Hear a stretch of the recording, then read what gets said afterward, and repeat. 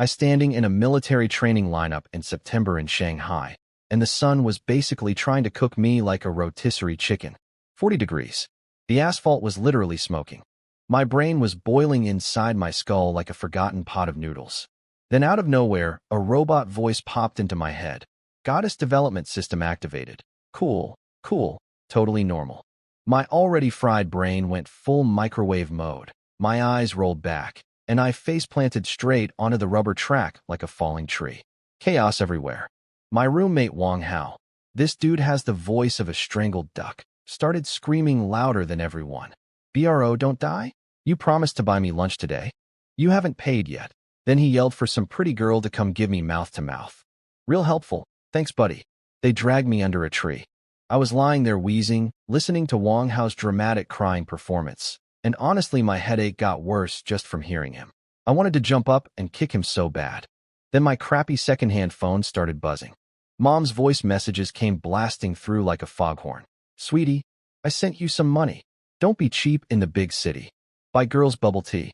Bring me home a pretty girlfriend by winter break. Classic mom. Our family runs a little restaurant back in our small town. Doing okay, not rich. I figured she sent me maybe 3 or 5,000 yuan tops. I opened my bank notification. 100 million yuan. My hands started shaking like I was holding a live fish. I thought Mom didn't just rob a bank. She probably kidnapped the bank manager too. All those zeros made me dizzy. Wang Hao shoved his big face into mine. You okay, bro? I slammed my screen off so fast I almost broke my thumb. I think I need to lie down in the nurse's office, I said, trying to sound weak and pitiful. So I'm lying in the medical room, staring at the ceiling, and after 10 minutes I finally figured it out. Mom didn't rob anyone. That system thing in my head actually deposited 100 million into my account. For real. And here's the beautiful part. No stupid strings attached. No, spend it all on women or die. Nonsense. No, buy 10 luxury bags for strangers every day or we delete you. Punishment. This money was mine. I could buy 100,000 meat buns and feed them to stray dogs if I wanted. The system wouldn't even blink. I was lying there grinning like an idiot when this ice-cold voice floated over from the foot of the bed. Faking heat stroke to skip training will cost you credit points. I turned my head. And even with my half-cooked brain, my breathing just stopped. Standing there in an oversized white coat was Mu Chang'e, the legendary ice queen of the finance department. Ponytail, neck like a swan, curves that even a lab coat couldn't hide. Every guy in school had a crush on her. She was basically the final boss of the campus beauty rankings. Word was her family was broke and she had a younger sister in high school, so she was always running between part-time jobs, even cleaning the cafeteria. But somehow she still looked like she'd walked out of a magazine.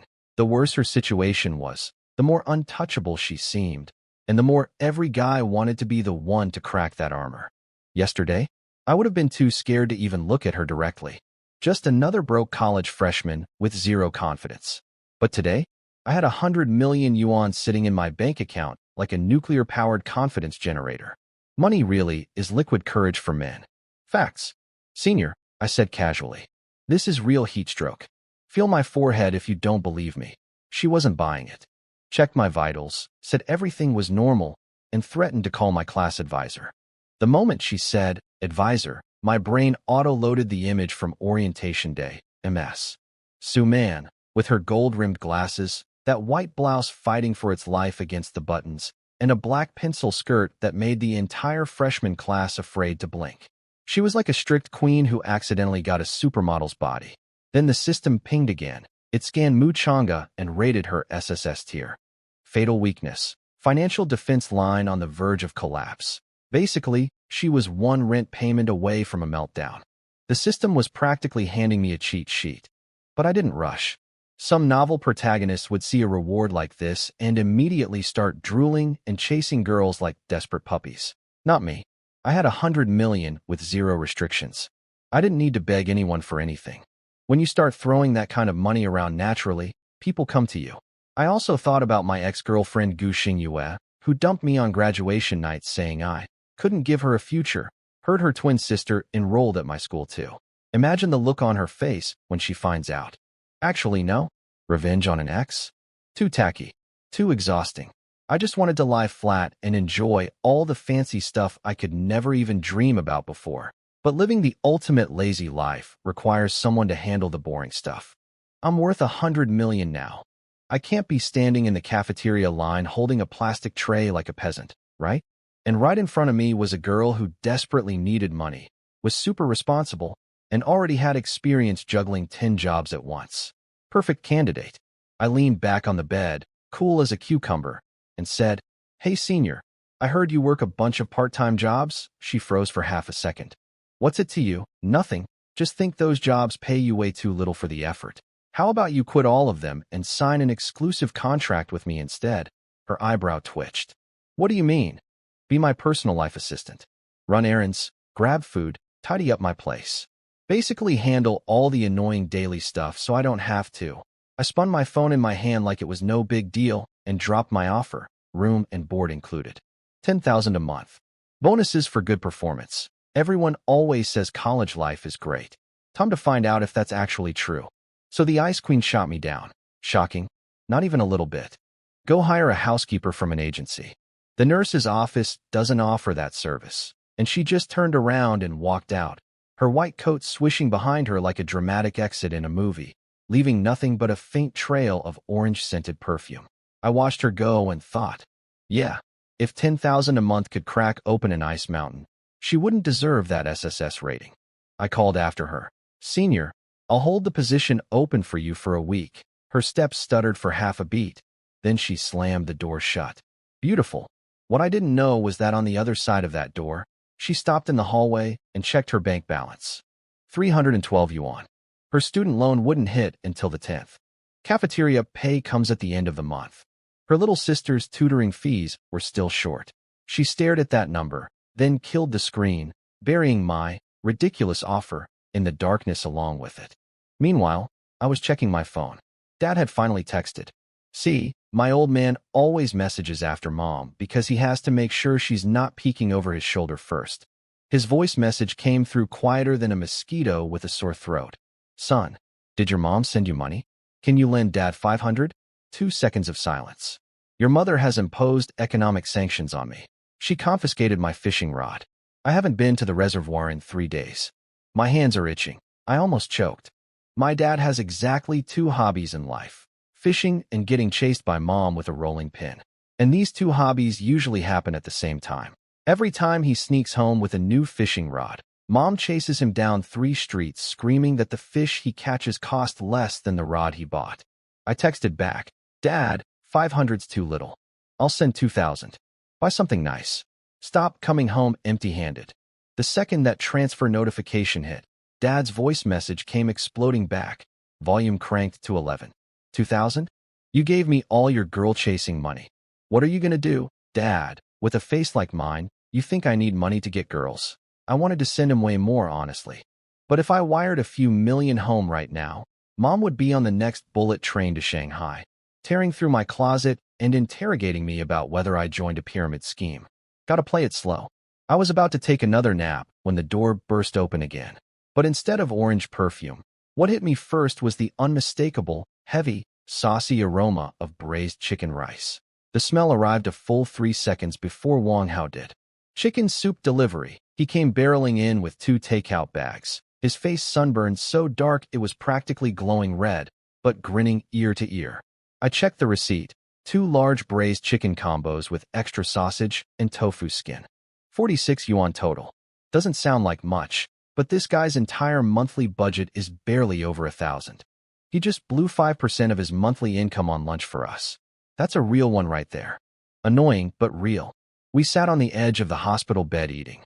Wang Hao complained about the drill sergeant being a psycho between bites, then inevitably steered the conversation to his favorite topic.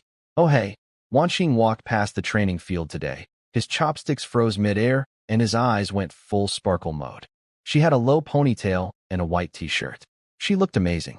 Like, walking in slow motion amazing. And then she walked right past without looking at me even once." His voice went from mountaintop to ocean floor faster than a bungee jump. Turns out this girl was a senior from his high school who came back to give a recruitment talk, and he literally chose this university because of her. "How long have you been chasing her?" I asked. Technically, I haven't started. I've just been silently following her social media for 2 years. I looked at his big, dark, hopeful face and recognized the symptoms immediately. This man had stage 1 simp disease. I put down my chopsticks and pulled out my phone. What's your payment app ID? Consider this payback for carrying me to the nurse's office. He mumbled out his number through a mouthful of rice, probably expecting me to Venmo him his half of lunch, $23. His phone buzzed. He looked down. The piece of chicken on his chopsticks hung in midair for a solid 3 seconds. 10,000 yuan. He closed the app, opened it again. The number was still there. Logged out. Logged back in. Still there. For a guy who lives on 1,000 yuan a month, this was like finding half an alien finger in your cafeteria cabbage. What the F? Wang Hao made a sound that no human being should be physically capable of producing. His voice shot from baritone straight to dolphin frequency. His chopsticks hit the floor, and he didn't even notice. He was clutching his phone with both hands, eyes practically popping out of his skull like a cartoon character. Sumu, where did you get 10,000 yuan? You didn't have heat stroke. You robbed a bank and came to the nurse's office to hide from the cops, didn't you? I shoved his face down. Can you please keep it down? The entire building can hear you. He went red and switched to a whisper, but somehow the whisper was even creepier. Did a rich lady adopt you? Did you sell yourself? Whatever you did, take me with you. My family's land got demolished for development, I said without even blinking. Wang Hao froze, then slapped his thigh like he'd just solved a murder case. That's IT. Your county is doing that new district thing, right? I saw a news article. Whole villages getting torn down, each family getting millions. Honestly, I didn't even know if that was true. But then he went. No wonder your mom sent so much. Look at your cracked phone case. You're obviously still not used to being rich. This guy should be writing screenplays. His ability to build an airtight plot out of thin air was genuinely world-class.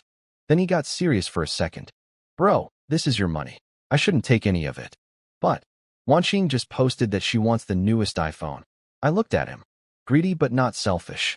Got excited about the money, but immediately thought about keeping my secret safe. Solid dude at his core. But it's always the solid guys who end up on the backup boyfriend list. You carried me here and bought me lunch out of your own pocket. That makes you my friend. The money's yours. But I have one condition. He sat up straight. Name it. I'll call you daddy if you want. Don't be a simp. I said it quietly, but I was dead serious. You can use this money to buy her a phone, or you can use it to upgrade yourself. Your choice. He stared at me for a few seconds, then slowly nodded. I'll remember that. And I'm paying you back. I didn't push it further. But from what I'd seen on the campus forums, the 4 campus beauties were all next-level complicated. Zhang Wanqing especially, student council VP with the most colorful reputation of the bunch. Wang Hao was playing way above his league. But that's his battle, not mine. We walked out of the nurse's office into the blazing hallway and ran straight into our class beauty, Lin Jiyue. She'd already been unanimously crowned class goddess by every guy in our dorm on day 1. When someone sneaked a photo of her looking adorably lost at orientation and posted it online. Right now, she was wearing a full face of makeup that somehow survived military training in 40-degree heat without a single smudge. I'm pretty sure that level of waterproofing deserves a patent. She walked past, gave me a polite little smile, but I caught her eyes pause on my cracked phone screen for half a second before she looked away. She and her 2 friends kept chatting. Did you hear? Some guy drove an Audi A6 to military training. Parked it right by the field. Apparently, he's kinda cute too. They giggled off into the distance. Wang Hao whispered, That's Zhao Zixuan from the class next door. Every guy already knows. I shrugged. A6, A7, who cares? It's just a car. I'd just gotten my driver's license over summer break. Barely passed the parking test. But the license was in my pocket and 100 million was in my account. I couldn't exactly keep cruising around campus on a shared bicycle like some kind of eco-warrior. I slapped Wang Hao on the shoulder. Cover for me at afternoon training. Tell the sergeant I need rest for my heat stroke. I've got errands to run. Say no more. I got you.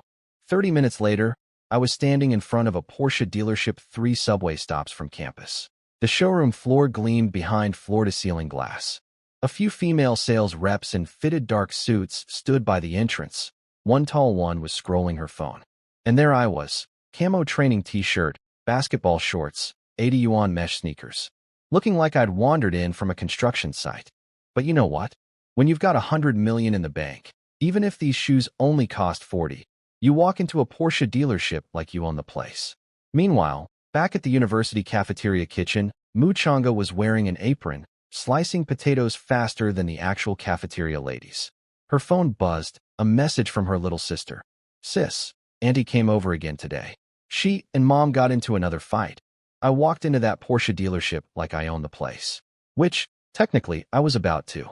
Picture this. Camo training shirt, basketball shorts, 80 yuan sneakers squeaking on marble floors like a duck having a seizure. The air conditioning hit me like a wall of heaven. Behind me, a bunch of female salespeople in tight skirts were chatting about their designer bags. They took one look at me, and I could practically hear their brains go.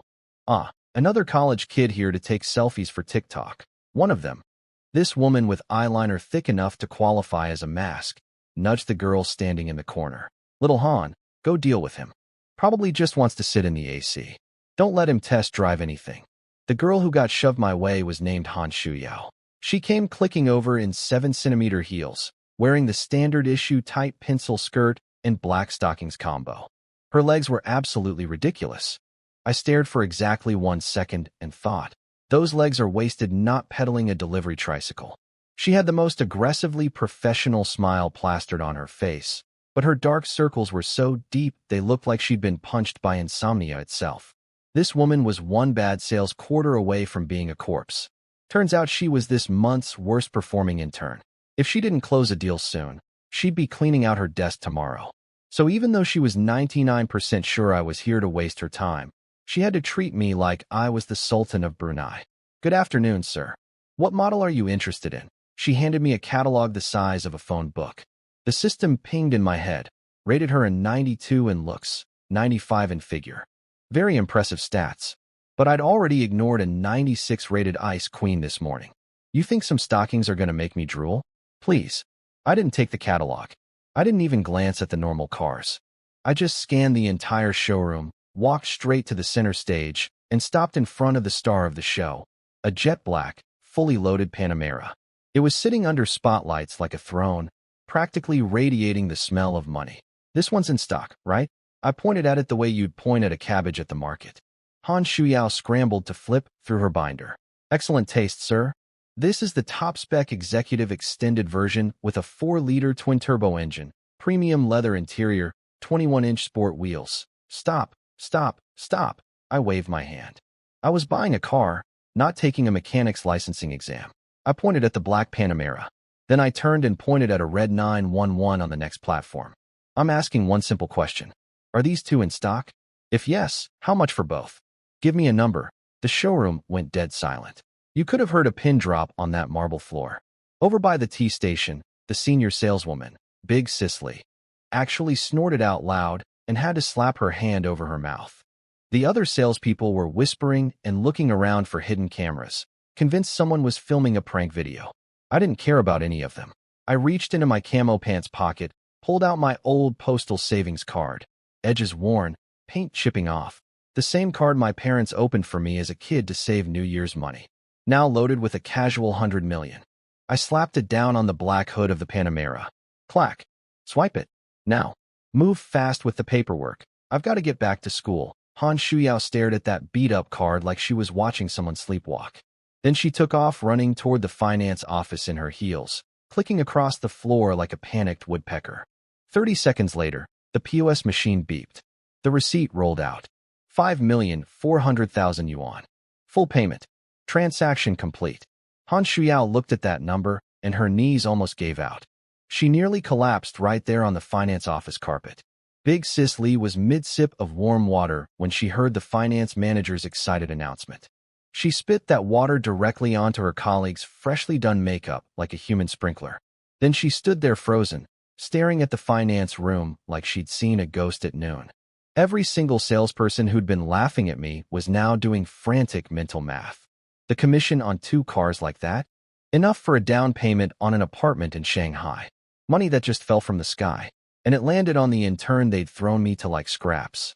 Big Sis Lee materialized next to me faster than a teleporting cockroach, foundation cracking from the force of her smile. Sir, You're so generous. That little Han is just a new intern. She doesn't even have clearance for a deal this big. What if there's a contract mistake? I'm the top salesperson here. Let me take you to our private VIP lounge for the signing. We have very exclusive services for premium clients like you, she said. Exclusive services, like she was reading a room service menu at 2 a.m. I didn't even look at her. I turned to the sales manager who just rushed over in his suit. If these two cars end up under anyone else's name, I'm walking across the street to Ferrari. The manager was a smart man. He spun around on Big Cicely. If I catch you poaching deals again, don't bother coming in tomorrow. She slunk away looking like she'd been slapped with a wet fish. Han Shuyao's eyes were red as cherries. She led me to the VIP room and nearly tripped on a step. While I signed paperwork, she knelt on the side of the big leather sofa, leaning in at such an angle that, well, let's just say being rich gives you access to certain scenic views that regular folks don't get to enjoy. When we finished, she pulled out her personal phone. Can I add you on WeChat? If you ever need anything, car stuff, or anything else, just message me. 24 hours. I'll come running. The system chimed happily in my head. Han Shuyao development progress. 10%. Stage reward issued. Congratulations. You've received a top-floor luxury duplex at Thompson Riviera. Property documents and key cards have been placed in the Panamera's glove compartment. Bonus reward. Driving mastery. I raised an eyebrow. Wait, that counted? I barely did anything. This system was handing out prizes more generously than a rigged carnival game. An hour later, everything was done. The red 911 got loaded onto a flatbed headed to a lot near campus. I slid into the Panamera's driver's seat, soft leather hugging me like a cloud, and the driving mastery skill flowed into my muscles like instant memory.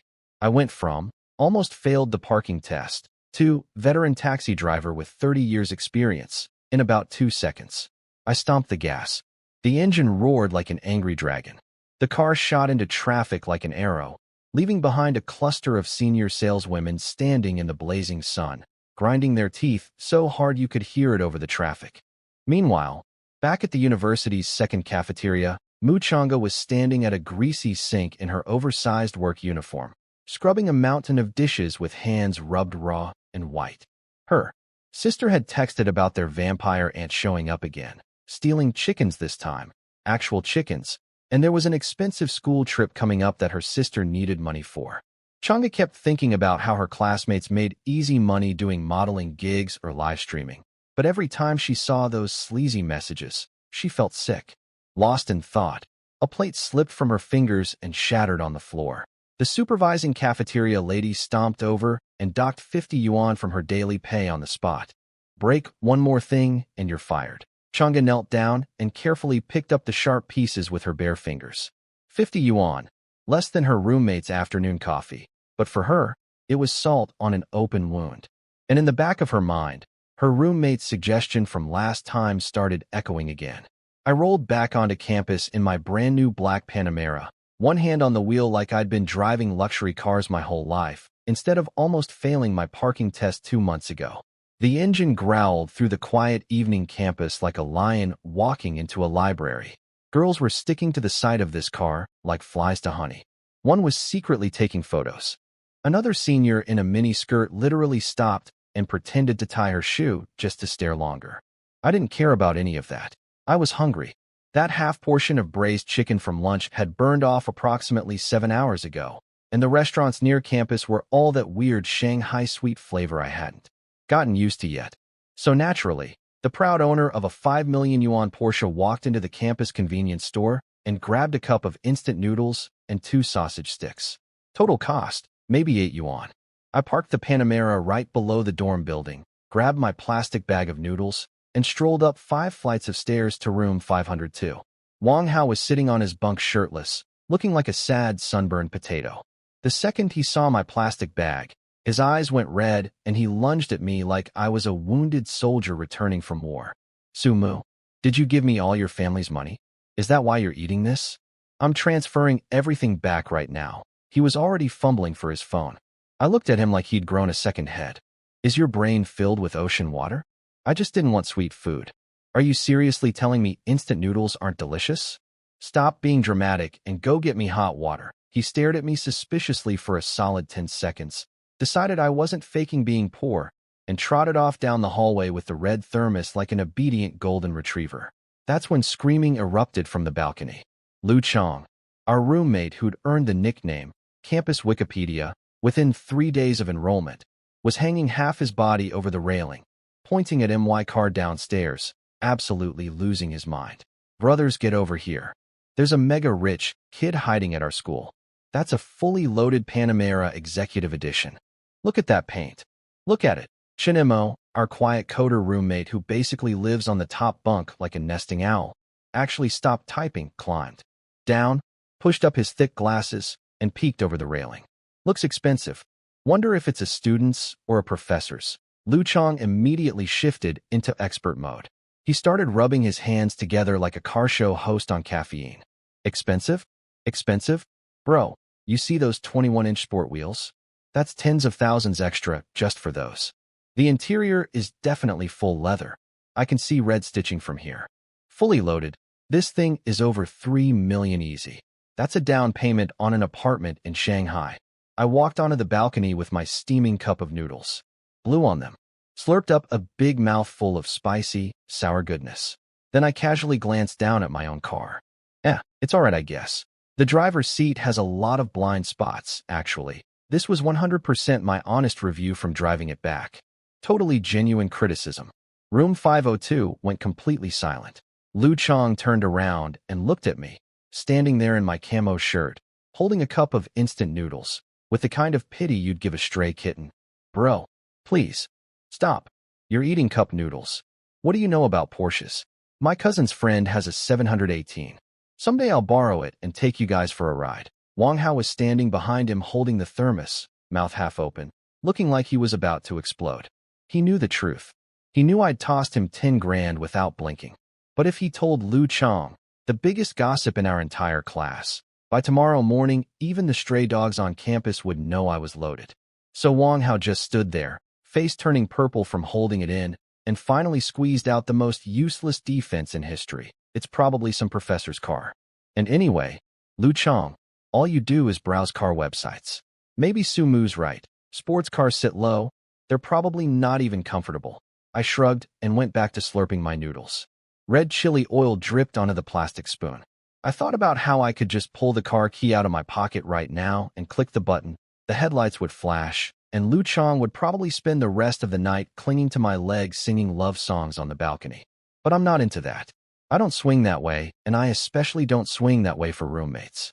Lu Chong, convinced he'd won the great Porsche debate of room 502, grabbed his phone and opened the campus forum. It had already exploded.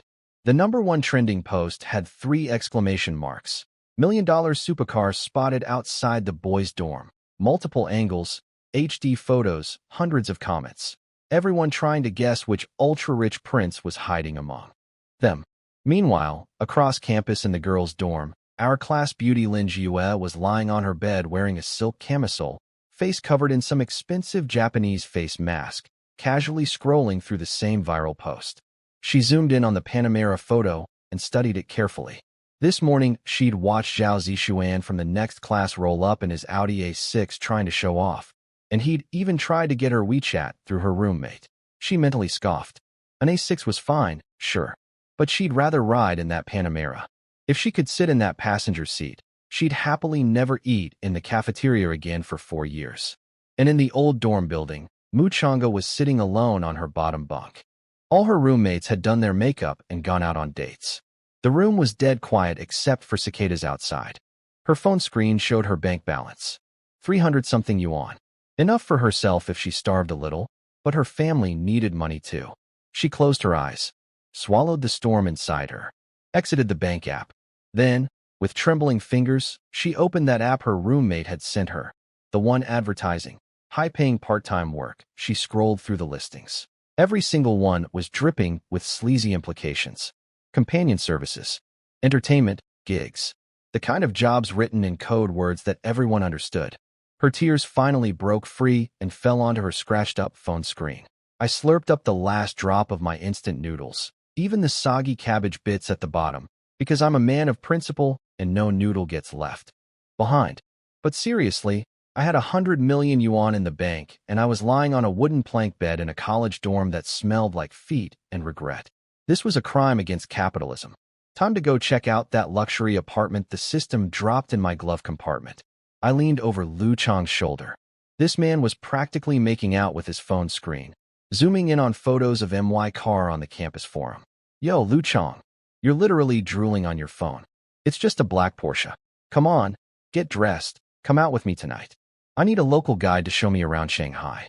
Consider yourself hired. He didn't even look up. Go where? A bunch of dudes walking around at midnight?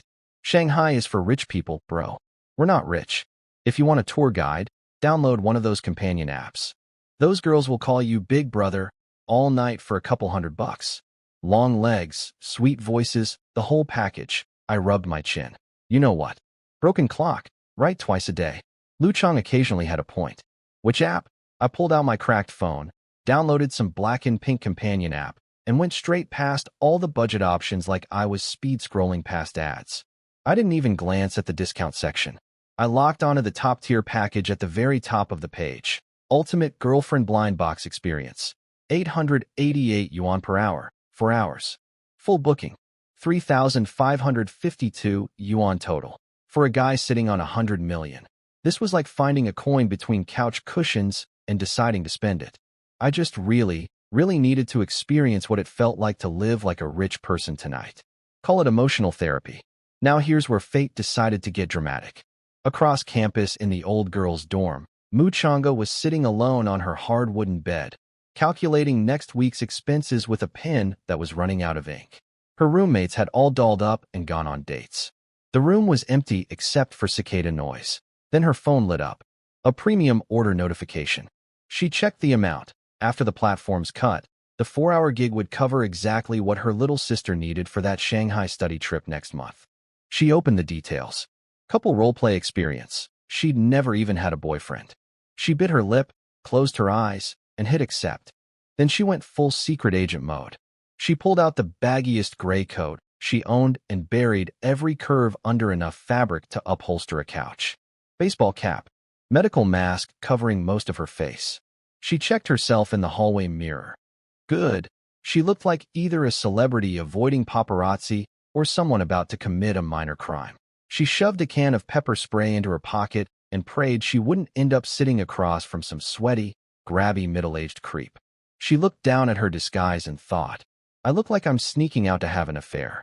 And because the universe has a personal grudge against this girl, the sky immediately opened up and dumped a biblical rainstorm on her the second she stepped outside. She ended up standing under the glowing sign of an adult toy shop, the only lit awning on the street, getting absolutely drenched. Cold rain plastered her skirt to her ankles. The humiliation was soaking into her bones along with the water. That's when a white Audi A6 came cruising down the street. Zhao Zixuan, the same show-off who'd parked his car by the training field that morning, was behind the wheel, smoking a cigarette, prowling for girls caught in the rain like some kind of discount predator. His headlights swept over Changa. He slammed the brakes. Even through the mask and hat, he recognized those eyes. That neck. That unmistakable silhouette. He'd memorized every Campus Beauty Forum post. This was the Ice Queen herself. He rolled down his window with his best, I'm God's gift to women, smile. Hey, gorgeous, no umbrella? Want a ride? No. I'm waiting for someone. She turned her back on him. Just gave him the back of her head. Cold as a freezer door. His smile crumbled. But then he'd caught a glimpse of her phone screen. A companion app timer was running. He connected the dots instantly, and his expression turned ugly. He got out of the car with an umbrella and walked right up to her. Mu Changa, drop the act.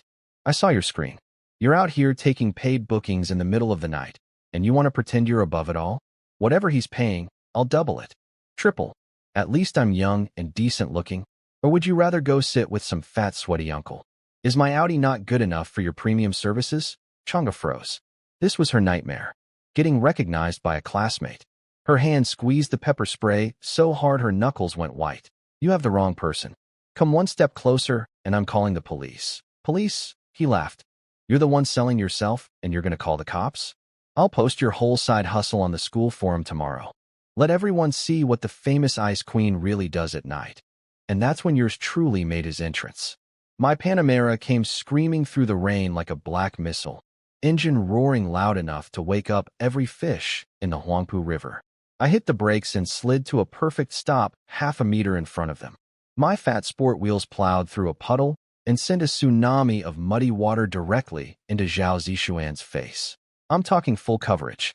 Chest, neck, mouth. The man literally ate dirty puddle water mid-sentence. His brain short-circuited. He was about to start cursing, but then he looked up and saw the Porsche badge. His mouth closed so fast I heard his teeth click. His precious Audi A6, parked behind him, suddenly looked like a shopping cart next to a spaceship. I lowered my window halfway. I didn't even glance at the dripping, mud-faced loser. I was wearing sunglasses, at night, in the rain, completely useless, but looking absolutely spectacular. One hand draped on the steering wheel. I turned to Changa, standing frozen under that ridiculous adult shop sign, and said two things. Order number 1739. Get in. She blinked once, realized I was her client, and practically dove into the passenger seat. I hit the gas. The exhaust note thundered through the rain. The car blasted through another massive puddle. Sorry not sorry. And we disappeared into the night, leaving Zhao Zishuan standing in the downpour, covered in mud, watching my taillights shrink into nothing. I bet he was rethinking every life choice that led him to this moment. Inside the car, the heater was blowing warm air. The thick doors sealed out the storm completely. It was so quiet we could hear each other breathe. Changa was staring at my profile, probably thinking I looked familiar but unable to connect, mysterious Porsche millionaire, with heatstroke kid from the nurse's office. I drove 1 block, then casually pulled off my completely pointless sunglasses and tossed them on the dashboard. I turned to her, this girl wrapped up in 17 layers of disguise like a human burrito, and flashed my biggest, dumbest grin. Hey, we meet again, senior. I flashed my biggest grin at the passenger seat. Hey, we meet again, senior. Changa's brain blue-screened for a solid 3 seconds. Then it hit her. I was the same kid she'd coldly dismissed from the nurse's office that morning. The same guy she'd lectured about faking heat stroke. The same nobody she told to go hire a housekeeper from an agency. Her entire face turned the color of a tomato, from her neck all the way up to her earlobes.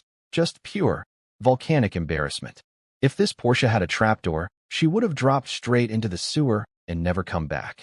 Her first panic thought was that her secret companion app side hustle was officially blown. This girl who'd built an entire reputation as the untouchable ice queen, rejecting flowers from rich kids without even blinking, was now sitting in a junior's Porsche at midnight wearing a disguise that screamed, I'm definitely up to something. So she did what any rational person would do. She started clawing at the door handle like a trapped cat, demanding I pull over. On a highway, in a thunderstorm, at midnight, I slammed the central lock. Click. Lady, have you been watching too many Korean dramas? We're on an elevated highway in pouring rain. You want to jump out? What?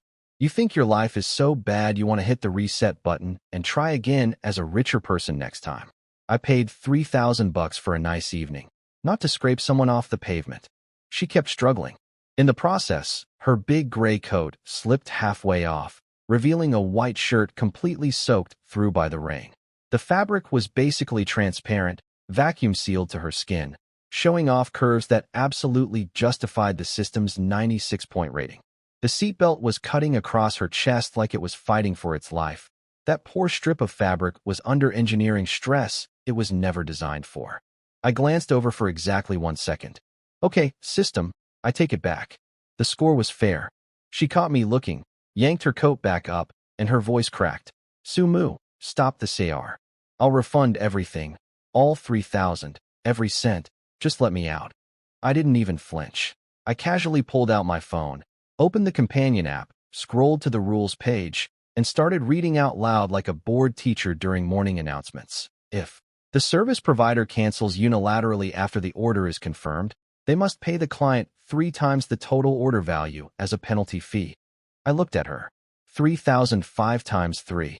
That's 10,500 yuan.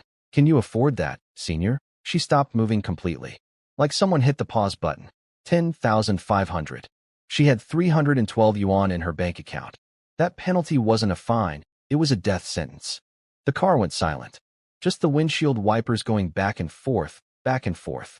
Changa sat there biting her lip, eyes burning red. I kept my eyes on the road. Look, I wasn't actually going to make her pay. I just needed her to stop trying to yeet herself off a highway bridge. A little scare was necessary for her own survival. After 30 seconds of silence, she spoke. Her voice was raw. If you tell anyone at school about tonight, tell who? I cut her off, tapping the steering wheel. I'm a freshman. You think I'm going to run around telling people I paid $3,500 to hire one of the 4 campus beauties as my temporary girlfriend? You'd be embarrassed, sure, but I'd look even worse. I've got a long, beautiful, rich life ahead of me. I'm not about to hang myself from one tree this early. She had absolutely no comeback for that. She realized, with painful clarity, that my scumbag logic was mathematically flawless. Why would a rich kid burn his own reputation just to destroy hers? Only an idiot does something that hurts himself as much as the other person. Just do the 4 hours normally. I literally just want someone to chat with while I check out this apartment. When time's up, this whole night gets buried in the leather seats of this Porsche. Never happened. Another long silence. Just wipers. Just her heavy, controlled breathing. Then she nodded. Barely. The smallest, most humiliated nod in human history. 30 minutes later, I pulled into the underground garage at Thompson Riviera, the most expensive residential building in Shanghai. Chang'e looked out the window, and her pupils basically doubled in size. Maybachs, Bentleys, Ferraris, and some red things so exotic she didn't even know the brand, all lined up in numbered VIP spots. We took the private elevator to the top floor. The doors opened, and I swear her legs almost gave out. Floor-to-ceiling panoramic windows. The entire Bund skyline glittering across the Huangpu River. And under our feet, a wool carpet that probably cost more than every possession she'd ever owned combined. I walked straight to the kitchen and checked the fridge. Empty. Come on, system. You give me a multi-million-dollar penthouse, but can't stock a single bag of chips? Not that intelligent after all. Stop standing in the doorway like a mannequin. Come in. She tiptoed inside like she was walking on sacred ground, terrified her wet shoes might stain the carpet. Then the cold air hit her. She peeled off the soaked coat and was left in that see-through white shirt under the crystal chandelier's bright lights. The fabric had gone basically translucent. Everything from her collarbones to her waist was on full display. I could even see the outline of something pink underneath. The system's review of ice skin, jade bones, blindingly white, was not an exaggeration. I looked at her for about half a second, then looked away. I grabbed a brand new towel from the closet and tossed it at her. Go take a hot shower. If you catch a cold and try to blame me, I'm not paying for that. I refused to be scammed. She practically sprinted into the bathroom. I heard the door slam and the lock click about 14 times. Meanwhile, I sat on the couch yawning. This bathroom, by the way, bigger than her entire house back home. 3 fancy shower heads she'd never seen before. French skincare products with the seals still on. The works. She was in there for 40 minutes. 40. I started wondering if she'd escaped through a window or dissolved down the drain. Then the bathroom door cracked open about 2 inches. A single wet eyeball peeked out. Sumu. Her voice was quieter than a sleeping mosquito. All my clothes are soaked. I can't wear any of them. Can you? Find me something? I got up, grabbed a brand new men's dress shirt from the closet. Only thing available, and shoved it through the crack in the door. This is all there is. Make it work. I rolled my eyes so hard internally, I nearly detached a retina. Pretty face, sure, but who takes 40 minutes to shower? I offered her a towel earlier. Did she think I was going to unwrap her and eat her? While she was hiding, I called a luxury boutique, rattled off the address, and told them to bring a full women's outfit. Figure out the size yourselves. 30 minutes. Go. 5 minutes later, Chang'e emerged. That men's shirt barely reached mid-thigh on her. The chest area was under so much structural pressure that the buttons deserved a Medal of Honor. Every breath she took was a physics experiment. 2 impossibly long, snow-white legs swung back and forth below the shirt hem. The system said, ice skin, blindingly white, and I was starting to think it was being conservative. I glanced over. Those buttons were experiencing stress levels they were never engineered to handle. The atmosphere was getting interesting. The air in the room was starting to shift toward dangerous territory. Then the doorbell rang. Saved by luxury fashion. 2 boutique ladies in tailored black suits stood at the door, holding 6 gold-embossed shopping bags. They handed me a handwritten inventory list with a little bow. I signed without reading it. Chang'e was sitting at the dining table, and she couldn't help peeking at those bags. The price tag peeking out of the top bag read, 68,000. I watched her count the zeros. 1, 2, 3, 4. Her hands started trembling. She did some mental math. One coat was 68,000 times 6 bags. And then she visibly chose to stop calculating before her brain crashed. I dropped the bags on the table in front of her. Go change. You can't walk back to campus wearing my shirt. The school forum would literally catch fire. She stared at the bags, lips shaking. These are too expensive. I was already melting back into the sofa. Didn't even look up. If you keep dawdling, you should start worrying about whether you'll be able to walk back to school tomorrow at all. Chang'e finally shuffled out of the bedroom wearing the new outfit. A cream-colored trench coat, silk blouse underneath, and little leather boots from a brand she couldn't even pronounce. The transformation was insane. She went from girl who washes dishes in a cafeteria to CEO who fires people before breakfast. The system's 98-point face score and 96-point body score? Absolutely legit. This woman had been sealed inside cheap clothes like a dragon trapped in a cardboard box. Remove the seal, and she was an absolute weapon. Well, I said from the couch, at least now you don't look like you're sneaking out for a secret affair. The thank you she'd been preparing died in her throat.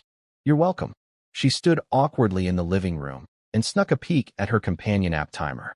Of the 4 hours I'd paid for, 3 were already gone. 1 hour was spent stuck in traffic on the highway in a thunderstorm. An hour and a half was her showering and blow-drying her hair. And the remaining 30 minutes went to figuring out how to put on clothes that cost more than her annual income. She hadn't done a single second of actual companion work. She hadn't even made small talk. She'd basically shown up, used my imported French shampoo, put on a designer fashion show for nobody, and called it a shift. The guilt hit her like a truck. She felt like a scam artist who accidentally conned someone without even trying. She stared at the floor and forced out words like she was defusing a bomb. Tomorrow morning, I can show you around Shanghai. To make up for tonight. Free of charge. I was planning to go shopping alone tomorrow anyway, but a free tour guide, and an SSS-rated one at that, falling into my lap? Only a fool says no. Sure. 10 a.m. sharp. She relaxed for exactly 1 second before tensing up again. But I have a condition. Nobody at school can know about. Us. I burst out laughing. What ISUS exactly? A sugar daddy arrangement? A forbidden underground romance? I hired a tour guide, and you're acting like we're exchanging spy secrets. She opened her mouth. Nothing came out. But hey, I continued casually. If UDO wants something scandalous to happen between us, the dorm gates are locked by now. It's pouring outside. This master bedroom has a king-size bed. We could share. She gasped and stumbled backward like I'd pulled a grenade pin. Arms crossed over her chest, full defensive formation. I was just messing with her. I'm not that desperate. With my bank account, there were plenty of volunteers out there. Like that Porsche salesgirl Han Shuyao. She'd practically handed me a VIP membership card to herself. I pointed down the hallway. Guest room. Left side. Go sleep. She vanished like a startled rabbit. I heard the lock click approximately 7 times. I flopped onto the master bed. The system notification popped up. Muchanga development progress. 5%. Wait, what? I didn't even touch her finger tonight. How did the progress go up? With Han Shuyao, I at least had some hands-on interaction, and that only got me to 10%. Does this Ice Queen have some kind of hidden self-conquest perk? Like, you show her basic human decency, and she starts filling up her own progress bar in her imagination? Whatever. I was too sleepy to analyze the system's grading rubric. I pulled the silk blanket over my head and was snoring within 30 seconds. Next morning, Saturday, 10 a.m. I woke up naturally, checked my account. Another 100 million had arrived overnight. This system was basically an ATM that loved me. Chang'e was already dressed and sitting on the couch waiting, looking noticeably less hostile than yesterday. The permafrost was starting to thaw. I took her down to the garage and clicked the key for the red 911. Time to test drive the other toy. As she bent down to get into the low sports car, her loose collar gave way, and I got a generous preview of the landscape beneath. I stood by the driver's door and enjoyed the view like a gentleman at a scenic overlook. Openly, honestly, no shame. She squeezed into the passenger seat and immediately discovered this car was not built for comfort. The 911's cabin was tighter than an economy airline seat. Her long legs had nowhere to go, Her knees were jammed against the glove box like sardines in a can. When I floored it onto the highway, the G-force smashed her into the bucket seat so hard her ice-cold poker face finally cracked. Her lips were twitching uncontrollably. I'm pretty sure she was convinced I chose this car specifically to torture her. We arrived at Plaza 66, Shanghai's luxury shopping temple. Walking side by side, we looked absolutely ridiculous. She was in a 68,000 yuan designer trench coat radiating Fortune 500 energy. I was still in my old t-shirt, ratty shorts, and disintegrating mesh sneakers. In the reflection of the store windows, I looked like a broke college kid being bankrolled by a rich cougar. Should have ordered some men's clothes last night too. Rookie mistake. We walked into a high-end men's custom store. The salesgirl saw my outfit and her enthusiasm flatlined. Then she spotted Chang'e walking in behind me. Designer coat, expensive boots, CEO aura, and her face did a complete theatrical transformation. Instant eight-tooth professional smile. T appeared out of nowhere. She assumed Chang'e was a wealthy businesswoman and I was her kept boy toy. Which, honestly, fair conclusion given the visual evidence. Chang'e threw herself into tour guide mode with genuine dedication. She started darting between clothing racks, pulling colors, matching fabrics, building outfits like she was styling a magazine cover. I stepped out of the fitting room in her first pick, a clean-cut black shirt with perfectly draped dark gray trousers. The combination did something magical. My features are already pretty sharp and angular, and now with 200 million in the bank giving me that effortless confidence. Even the salesgirl who'd seen thousands of customers blushed. Chang'e was staring too. Her usually sealed lips had fallen slightly open. I could see the single thought bouncing around her brain. This man cleans up dangerously well. I swiped my card, then told the salesgirl to pack every color variant in my size. Just because. But that was just the warm-up. Over the next 2 hours, I went through that mall like a financial hurricane. Every luxury counter got hit. Casual wear, limited edition watches, cufflinks, leather shoes. If I liked it, I bought it. Chang'e noticed I never once checked a price tag. Then I steered us into a massive women's haute couture store. I pointed at several outfits and a bunch of intimate apparel in various sizes. Chang'e's hands shot up in protest. She thought I was buying more stuff for her.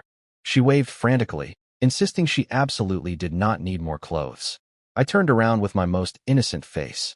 Oh, relax, senior. These aren't for you. They're for the guest room closet. You know, backups for the other girls I'll be bringing home. The air in the store froze solid. The salesgirl who was mid-fold flinched, ducked her head, and started shaking from suppressed laughter. Chang'e's waving arms locked in midair like a buffering video. Her face went from white to red so fast I thought she might catch fire. She slowly lowered her hands, and I could tell her toes were curling so hard inside her boots they were drilling through the soles. In her mind, she was screaming one word on repeat, scumbag. But even though she knew, there was absolutely nothing between us. Hearing, other girls, still made her chest feel weirdly tight. An inexplicable, annoying, sour little feeling spreading through her like slow poison. 10 minutes later, everything was bagged. That's when she tugged shyly on my sleeve. Sumu, can you wait for me for a minute? There's a cheaper underwear store around the corner. I need to buy something. I looked at her, confused. They sell that stuff everywhere in this mall. Why go to a specific cheap one? Her face turned the color of a ripe tomato. She bit her lip so hard it went white. After an agonizing silence, she squeezed out an explanation through clenched teeth. Last night, those boutique people delivered standard sizes based on an average girl's measurements. The underwear too, but my situation, it's too small. I tried to tough it out, but after walking around all morning, it really hurts. I looked at the silk blouse buttons currently fighting a losing war against physics and finally understood why she'd been walking so stiffly all morning. Upper body rigid like a soldier on parade. The clothes weren't too small. SHE was too gifted. I was sitting on the store's fancy sofa playing mobile games while Chang'e went to pick out underwear. She'd spent 2 hours expertly styling me like a professional fashion consultant. But the second it was time to buy something for herself, she turned into a nervous wreck insisting on getting the cheapest option possible. I'd had to shut that down. My time is worth more than your few thousand yuan. That got her moving. She scurried into the mysterious lingerie zone like a mouse entering a church. She told the salesgirl to bring the cheapest basic set in a bigger size. The salesgirl gave her a knowing look and came back with a simple black lace number. Changa was mentally calculating. Basic set, probably a few hundred. I can cover this with my companion app earnings. Then she flipped the price tag. 4,200 yuan. 4 underwear. The cheapest option in this store cost more than a month of her cafeteria wages. She could buy an entire market stall's worth of fabric for that price. But the real disaster was yet to come. She went into the fitting room and tried on this fancy piece of engineering. It had one of those full-back zipper designs, the kind invented by someone who clearly hates women. She reached behind her back, started pulling, and the zipper got stuck. Jammed right into the mesh lining halfway up her spine and refused to budge in either direction. She spent 5 minutes doing yoga poses trying to free herself. Arms twisted behind her back until they nearly cramped off. Nothing worked. She was standing in front of the mirror looking at herself, face beet red, wearing half-zipped black lace, acres of pale skin exposed, hands pinned behind her like a hostage, and thinking, if anyone sees this, the Ice Queen reputation dies today. Not just dies, gets cremated and scattered into the Huangpu River. She couldn't pull it up, couldn't pull it down. She'd already sent the salesgirl away because having someone hovering outside made her uncomfortable, and she couldn't force it or she'd rip 4,200 yuan worth of fabric. She pressed her forehead against the cold wall, and a tear squeezed out. Then she texted me. I finished my game, strolled over to the fitting room area. The velvet curtain opened exactly one crack, wide enough for a single desperate eyeball to peek out. A tiny, tear-choked voice floated through the gap. Help! I swear this woman has a supernatural ability to attract every possible disaster. She's like a magnet for embarrassment. I checked that nobody was around, then squeezed through the curtain. She was hugging her coat against her chest, back facing me. I looked down at the crime scene. A zipper the size of a fingernail had bitten into the mesh lining and locked itself with the determination of a pit bull. For 1,000 yuan, and this is the build quality? A 10 yuan street market bra has better engineering. If a couple got excited and pulled this thing too hard, it'd be a one-time use product. I pinched the tiny metal zipper head with 2 fingers. Unfortunately, my fingertips made contact with the warm skin of her back. She convulsed like she'd been electrocuted. Senior, can you please stop shaking? If you keep vibrating like this and I break the zipper, we'll have to call the salesgirl in with scissors. And that would be a story people tell for generations. She froze. Stopped breathing entirely. Became a statue. I worked the mesh threads free with one hand and braced the zipper base with the other. Found the exact jam point. One firm pull. RRIP, the zipper came loose. But I'd pulled too hard. The sudden release of tension threw her off balance. She spun around instinctively to catch herself, hands flying to her chest, but not before the full panoramic view was briefly, gloriously displayed at a distance of less than 10 centimeters from my face.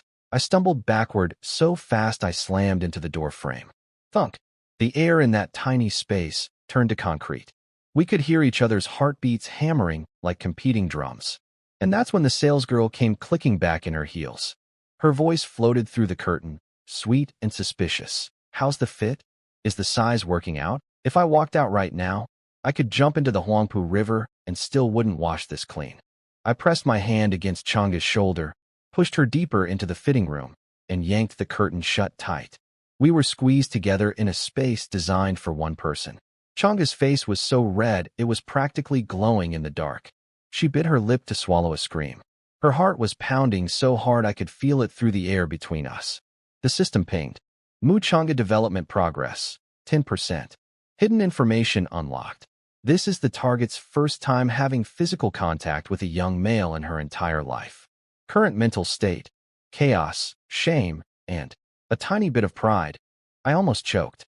Are you serious, system? One of the 4 campus beauties? 98 face, 96 body, 20 years old, and she's never even held hands with a guy? But actually, it made perfect sense. She's on student loans, working 3 jobs, supporting her sister. When exactly would she have time for romance?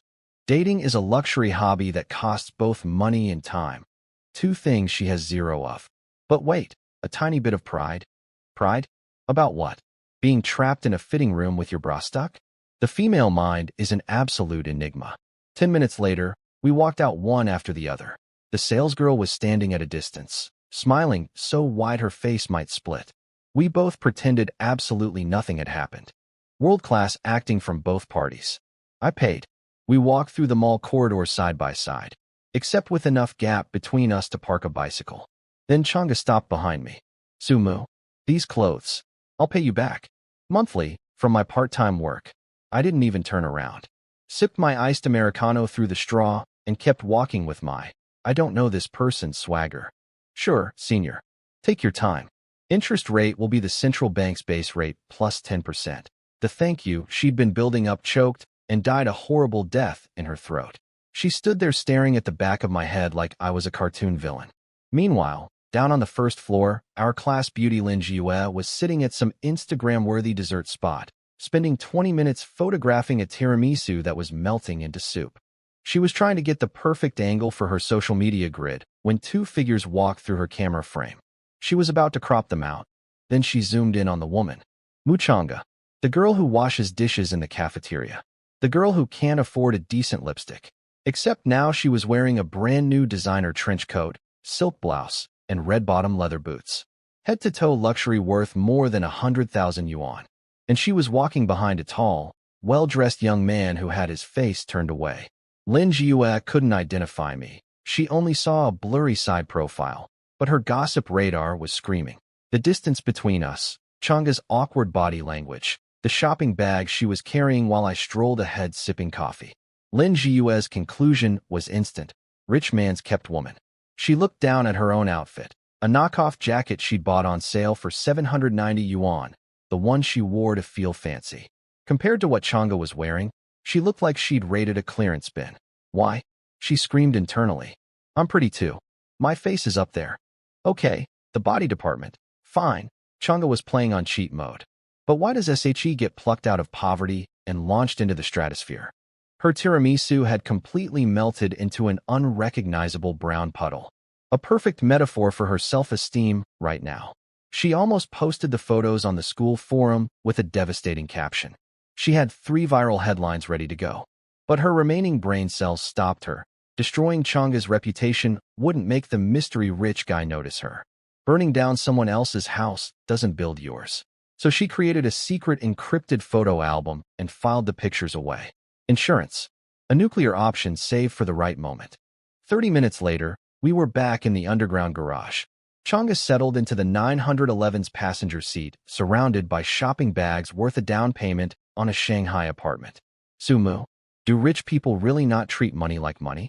What you spent this morning would take me 2 years of working 3 jobs with no eating or sleeping. I shifted into drive and eased out of the parking spot. Didn't even look up. Well, since you know I'm generous, maybe you should seriously reconsider that life assistant offer I made yesterday. Room and board included. 10,000 a month. Way safer than putting on a trench coat disguise and accepting stranger dates at midnight. Don't you think? The car went quiet.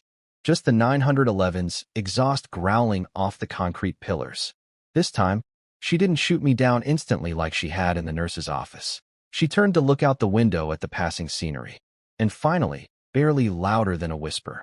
Let me think about it. I gripped the steering wheel and let my lips curl up just a tiny bit. Progress. Now, I wasn't there for what happened next, but based on the aftermath, I can piece it together pretty well. Changa pushed open her dorm room door at 1:30 on a Saturday afternoon, fully expecting an empty room. She thought everyone was out. She thought wrong. 3 roommates. 3 pairs of eyes. All locked onto her like heat-seeking missiles. 2 seconds of absolute silence. Apparently those 2 seconds felt longer than the 5 minutes she spent trapped in that zipper. Zhongling, the athletic one on the top bunk, slammed her phone down and half-launched herself over the railing like a human catapult. Changa, you didn't come home last night. Changa activated Ice Queen protocol. Face, neutral. Voice calm. Alibi, rehearsed the entire drive home. Rain was too heavy. Sat in McDonald's all night. Zhongling's eyeballs nearly left her skull. You sat in McDonald's wearing that? Were you eating Big Macs or shooting a commercial? Then Fong Jintz, who was sitting there with a face mask half peeled off looking like a green and white zombie, rushed over and flipped the tag inside Changa's coat sleeve. She stared at the label for 3 seconds. Her jaw dropped. Face mask serum started dripping off her chin and she didn't even notice. This brand. My mom tried on the same coat last month. The price was $68,000. She pretended to take a phone call, and we ran out of the store. Zhongling heard, $68,000, and vaulted off the top bunk with the leg power of someone who's played competitive badminton for years. She circled Chang'e like a detective at a crime scene, inspecting everything. The shoes are new. This leather. This sole. The blouse feels wrong too, way too smooth. All right, Ice Queen, confess. Where were you really last night? Chang'e backed up half a step. A friend lent me the clothes. I'll return them. Zhongling put her hands on her hips. What kind of friend casually lends you 68,000 yuan worth of clothes? Is your friend Jack Ma's daughter? Fang Jins nodded furiously from the side. If you said you borrowed a Uniqlo jacket, maybe I'd believe you. One damaged button on this coat, and you can't afford to pay for it. Chang'e's lies were collapsing faster than a house of cards in a tornado. Zhongling smelled blood. She leaned in with the grin of a veteran gossip hunter. Did you finally figure it out last night? Did someone? Open your eyes to new experiences. Was he handsome? Was he impressive? We're all sisters here. You can tell us. We'll keep the secret. Fang Jins ripped off her remaining face mask and joined the huddle. Three heads almost touching. Yeah, are you dating someone? What's the big deal? Just tell us. Chang'e retreated to her bed, faced the color of a fire truck, waving her hands like she was directing emergency traffic. And no, nothing happened. Stop guessing. There was no eye-opening of any kind. Oh ho ho, she's stuttering. And she says nothing happened? Zhongling planted herself on Chang'e's bed like she was setting up camp. The interrogation was just beginning. Fang Jins dropped a bomb of her own for encouragement. Look, my ex was 6'2" with abs for days, and he still couldn't last 30 minutes including warm-up. I dumped him on the spot. Zhongling was cackling. Exactly. Jin's ex is a cautionary tale for all mankind. So spill it. You were gone all morning too. Don't tell me you couldn't get out of bed. Chang'e listened to her roommate's shift from 0 to 180 on the indecency speedometer and nearly short-circuited. These girls looked so innocent in public. Behind closed doors they drove faster than race cars. She grabbed her pillow and smashed it over her face. Stop asking. Nothing happened. You perverts. Then, because her mouth apparently had no emergency brake, it was just a junior I know. His family is rich. It rained. I couldn't get back, so I slept in his guest room. That's it. The second those words left her lips, she wanted to swallow them back. Zhongling's gossip radar went nuclear. A junior? Since when? How come we don't know? His family is rich? You slept at his place wearing clothes he bought you, and you're telling me nothing happened? Fang Jins delivered the kill shot. A man and a woman, alone, all night. With your looks. And nothing happened? Chang'e, do you even believe that? Every word she said dug the hole deeper. She chose silence. Now, the fourth roommate, Su Banksia, had been sitting quietly on her own bed the entire time, sewing a worn-out jacket with a needle and thread. She hadn't said a single word. She just looked at Chang'e once and noticed what the others missed. Underneath the expensive clothes, Chang'e's eyes were heavy with exhaustion. Not the smug, satisfied look of a girl being spoiled by a sugar daddy. Something else entirely. Banksia got up, filled a cup of hot water, and quietly placed it on Chang'e's desk. Chang'e saw that cup and her throat tightened. She knew Banksia's family situation was even worse than hers. Standing there in a 68,000 yuan coat in front of a girl, sewing a 30 yuan second-hand jacket, felt like the cruelest kind of showing off. But Zhongling had zero emotional radar. She was running on pure gossip adrenaline. She grabbed Chang'e and dragged her toward the bed. Let me inspect these clothes for evidence. Time for a body search. Fang Jins blocked the door. Chang'e was cornered between the cabinet and the desk. Zhongling's badminton-trained grip was terrifyingly strong. Stop it, Ling.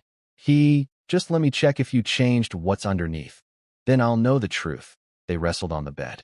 Fang Jins was clapping and howling with laughter, face mask chunks falling off like confetti. Banksia sat on her bed, clutching her needle, watching this circus with quiet resignation. The coat got yanked half open. The silk blouse collar loosened. Chang'e flailed. Her elbow smacked a cabinet handle. The pain made her flinch sideways. And pop, the second button of her blouse shot off like a tiny projectile. Zhongling had been laughing. She stopped laughing.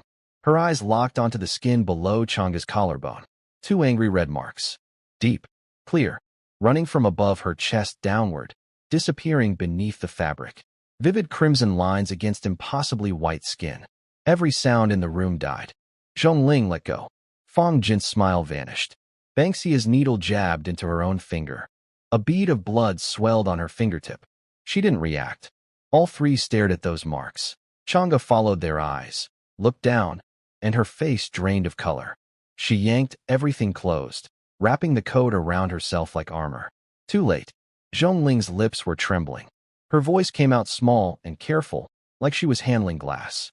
Chang'e, did he do this to you? Chang'e's brain whited out for a second. Then she saw their faces, genuinely terrified, ready to go to war, and realized what they were thinking. You've got it wrong. It's just marks from the underwear. The size was too small. Zhongling searched her eyes with real, raw concern. Chang'e, tell me the truth. If something happened to you, if someone hurt you, we go to the police. Together. Right now. Fang Jin's eyes were already red. Did someone force you? Don't be scared. My dad knows people. Chang'e looked at three faces full of genuine worry and felt a sharp ache in her chest. She shook her head as hard as she could.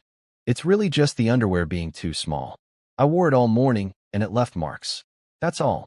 What are you people even imagining? Zhongling stared at her for several long seconds. Then why didn't you change to a different one? And that question hit Chang'e like a brick wall. Because the real answer was, she forgot to mention her actual size to the boutique delivery service at my penthouse, wore the wrong fit all night, then got the zipper stuck on.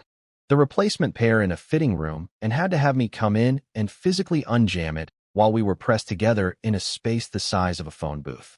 If she said even one word of that, this dorm room would erupt into chaos that wouldn't settle until graduation.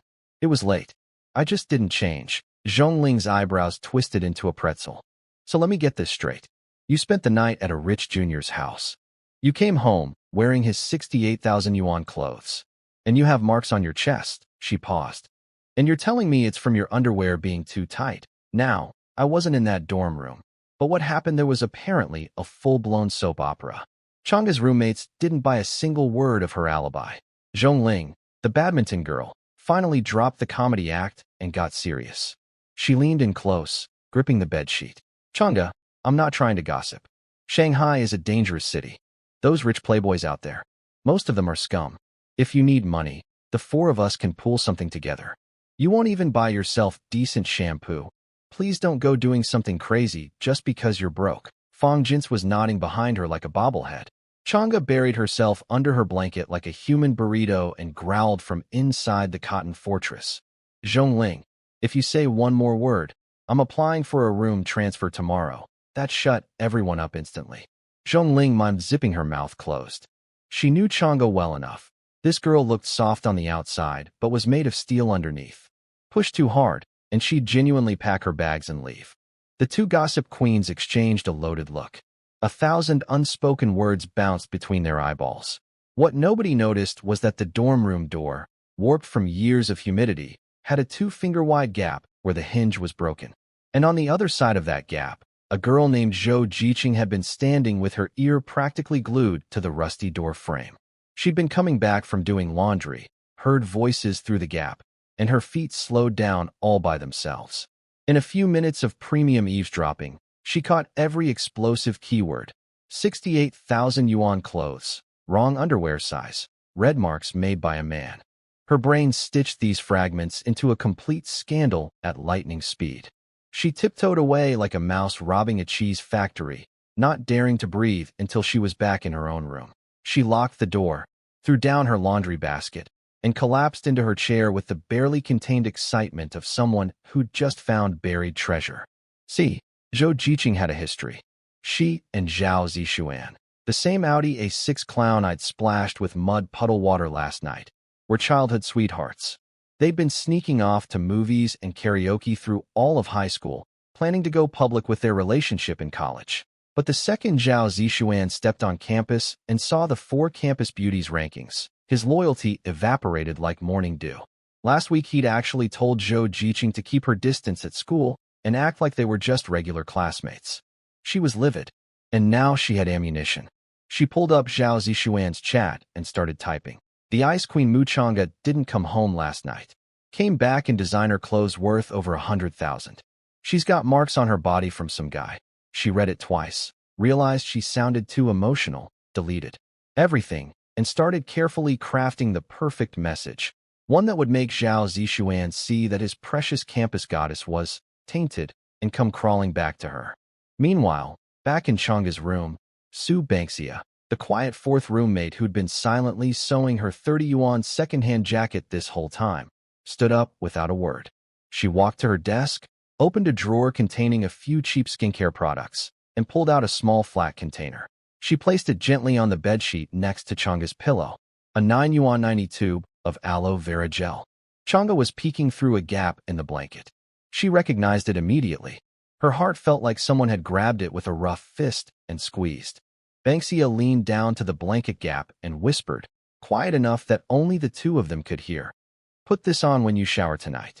Aloe gel gets rid of those red marks fastest." Then she walked back to her spot without waiting for a response.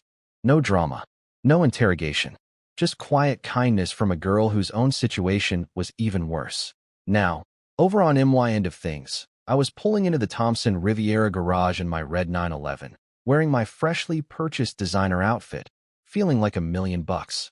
Well, $200 million, technically, since another 100 mil had hit my account while I was sleeping. I took the private elevator up, pushed open the door to my penthouse, and the perfectly chilled air conditioning greeted me like an old friend. I tossed the car key onto the entry table, slipped into my soft house shoes, and strolled into the living room. That's when I noticed something on the glass coffee table. A white towel, the same one I'd tossed at Changa last night, folded into a perfect rectangle so precise it looked military-grade. Next to it was a small square note torn from a notepad. I picked it up. Neat handwriting, slightly nervous. The towel and shirt have been washed and dried. Thank you for yesterday. Moo. I stared at that note for a few seconds and couldn't help grinning. This woman actually washed, dried, and folded my stuff before she left? She really was auditioning for the life assistant job without even realizing it. I crumpled the note into a ball, flicked my wrist, and sank it perfectly into the smart trash can across the room. Nothing but net. The instant that paper ball hit the bottom, ding, the system lit up my retinas. Detected. Target Mu Changa voluntarily exhibited domestic care behavior. System determines this aligns with early manifestation of target's hidden attribute. Congratulations, development progress increased by 5%. I stood there frozen with 3 giant question marks floating over my head. 5%. For folding a towel. Let me get this straight. In the fitting room today, I physically entered a confined space, worked on her back zipper with my bare fingers, had a face-to-face encounter with her entire geography at 10-centimeter range, and that gave me progress. But her folding a towel and writing a thank you note also gives me 5%? Han Shuyao from the Porsche dealership. I literally had hands-on contact, and she's only at 10%. But Changa, who I've barely grazed, is now at 15% and climbing. Her progress bar was running on its own like it had a motor attached. I threw myself onto the leather couch, the one big enough to sleep 3 people, and just lay there staring at the ceiling. This system's scoring algorithm was absolutely unhinged. Was it calculating based on physical contact? Emotional bonding? Towel folding technique? I thought about it more. In the fitting room, the system said her emotions included a tiny bit of pride, and now she's voluntarily doing domestic stuff and gaining progress points from it. Put it all together with the hidden attribute that was still locked behind a question mark wall. I was starting to see the pattern. Changa's secret shortcut wasn't romance or physical stuff at all. She was the type who served. Take care of her, let her take care of you, and she'd basically conquer herself from the inside out. Self-attacking fortress. Just that kindness. But you know what? I rolled over on the couch and yawned. I had a fresh 100 million landing in my account every single day. Why would I sit here reverse engineering a woman's emotional architecture like some lab researcher? She was already in my orbit. With her financial situation, she couldn't escape my gravitational pull even if she tried. I was busy thinking about what kind of expensive toy to buy myself tomorrow when my phone buzzed. Wang Hao. Bro, where have you been all weekend? You're like a ghost. Before I could reply, a second message popped up. Wan Xing posted in the student council group. She's hosting a welcome tea party for freshmen at the activity center the day after tomorrow. And get this, she personally invited me. Told me to bring my roommates too. I was chilling in the lounge area of this fancy gym when the drama kicked off in the private training zone. Sue Banksia, Chang's quiet roommate, the one who sews 30 yuan jackets, was doing a flexibility test for her part-time coaching gig. This girl bent down, grabbed her own toes, and pulled her leg past her shoulder until it was flat against her ear. Like a human pretzel. No warm-up. Her thigh was shaking, but the leg stayed perfectly straight. The system had flagged her with a special tag, and now I understood why. That level of bendability was absolutely inhuman. The rich lady watching, some middle-aged woman named Jiang Lifan, dripping in diamonds and attitude, had been hoping to see Banksia fail. Instead, she got a front-row seat to Cirque du Soleil. Her face went sour instantly. Nice form, Jiang Lifan said, then, accidentally, tilted her fancy thermos and dumped half a cup of warm water right onto the yoga mat. The anti-slip surface became an ice rink. Banksia's foot shot out from under her. She twisted midair to avoid smashing the expensive equipment and landed with her entire weight on her ankle. Crack. The kind of sound that makes your teeth hurt. Before the poor girl could even scream, Jiang Lifan was already shrieking like Esichi was the victim. Are you trying to give me a heart attack? You clumsy country bumpkin. Could you even afford to pay if something happened to me? The store manager came sprinting over and went straight to comfort the rich lady. Didn't even glance at Banksia lying on the floor with a face white as paper. Then she turned on Banksia. You nearly hurt our most valued VIP. Your commission is gone. Your perfect attendance bonus? Erased. Banksia was clutching her rapidly swelling ankle, tears pouring down her face. She poured the water on purpose. Please don't take my pay. That money is for my mom's medicine next month. Jiang Lifan rolled her eyes. Oh, how dramatic. Always dragging out the sick relatives. I paid 80,000 for my membership, not to listen to peasants cry. Manager, either she goes, or I'm canceling my card. The manager heard, cancel, and practically short-circuited. She spun on Banksia, finger raised, ready to go nuclear. That's when I opened my mouth from across the room. An 80,000 yuan gym membership, and she's acting like the Empress Dowager? Is the bar for being important in Shanghai really this low? The manager turned around ready to yell at me too, but my new designer outfit made her hesitate. She squinted, then decided I was just some young kid playing dress-up. Non-members can't enter the private area. Who are you? I ignored her completely, walked straight to the center of the room, and looked at Jiang Lifan like she was something stuck to my shoe. Ma'am, if menopause is hitting you this hard, go see an endocrinologist. Don't take it out on a part-time college girl. It's genuinely disgusting to watch. The word, menopause, hit her like a slap. The fat on her neck started jiggling from rage. Her diamond ring was shaking. This woman was used to being treated like royalty everywhere she went because her husband made decent money in construction. Nobody had ever called her disgusting to her face. She jabbed a bedazzled fingernail at my nose. You broke little white knight. Think putting on nice clothes makes you somebody? You kids read too many novels. You actually think you're some CEO who can do whatever he wants. The manager piled on, trying to score points with her VIP. I didn't waste breath arguing. See, while I'd been sitting in the lobby earlier, I'd noticed a business transfer notice posted on the wall with a phone number. This gym was for sale. I pulled out my phone and dialed. On speaker. Hello, Mr. Wang. I hear your Shanghai location is struggling and you're looking for a buyer. I'm interested. Name your price. Jiang Lifan cackled. You're buying the store? Who's this performance for? But the owner on the phone was a sharp businessman. He knew random people don't call about million-dollar purchases for fun. Straight to business. I like it. Prime location, top-tier renovation, 12 million for the whole package. Close within a week and I'll drop it to 10 million flat. Consider it making a friend. 10 million? With my daily 100 million allowance, that was pocket lent. 10 million works. I can pay in full today. One condition. I heard the man's breathing stop on the other end. All existing employee contracts transfer to me immediately. Done. Let's meet at my private club on the Bund tonight to sign. I'll throw in a black gold membership card as a welcome gift. I hung up. The room went absolutely dead. The manager had heard every word on speakerphone from half a meter away. Her face cycled through emotions like a slot machine. Arrogance, confusion, then pure terror. Her phone slipped from her fingers and clattered on the floor. Jiang Lifan's mouth was hanging open like a strangled duck. Not a single sound came out. I pocketed my phone, stood up slowly, and walked to the trembling manager. So, we clear on who owns this place now. She bent so low, I thought her spine might snap. BB boss. Hello. The room flatlined. Every rich lady who'd been smirking from the sidelines went pale and started thanking the heavens they'd kept their mouths shut. First order of business as the new owner. I pointed at the manager's ashen face.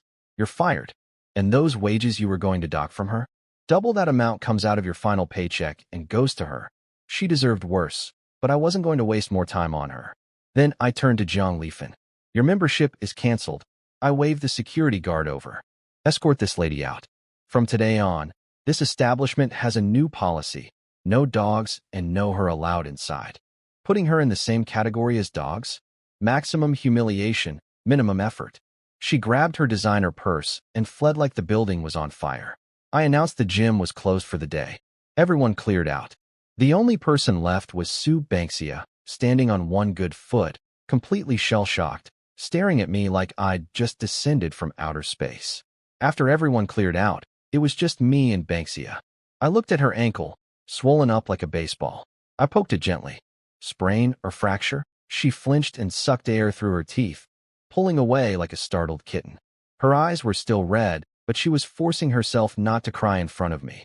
This girl had the stubbornness of a mule packed into the body of a baby deer. I heard everything from outside, I said, softening my voice a little. People who take care of their parents like you do don't stay unlucky forever. This was our first real interaction. She had no idea who I was or how much money I had. She just thought I was some aggressively generous stranger who'd gone way too far, buying an entire gym to win an argument. Honestly, fair assessment. Go grab your stuff. I'm calling a car to take you to the hospital for an x-ray. She started doing the classic poor person hand wave of refusal, but I gave her the, this isn't a discussion, look. She shut up and limped to the corner to get her canvas bag. Now, here's the thing about yoga clothes. They're skin tight. To avoid visible lines, girls apparently strip down to absolutely nothing underneath when they change. Banksia had been so rattled by the whole ordeal that she just balled up her personal items and shoved them loosely into her bag. As she hobbled back, her ankle gave out. I lunged forward and caught her arm, but the sudden tilt made her poorly zipped bag swing open, and sitting right there on top of her dark clothes was a tiny white piece of fabric. Very small, very private, very much belonging to a young woman who did not want anyone seeing it. 1 second of silence. She followed my eyes down, saw what was exposed, and her entire body ignited like a match.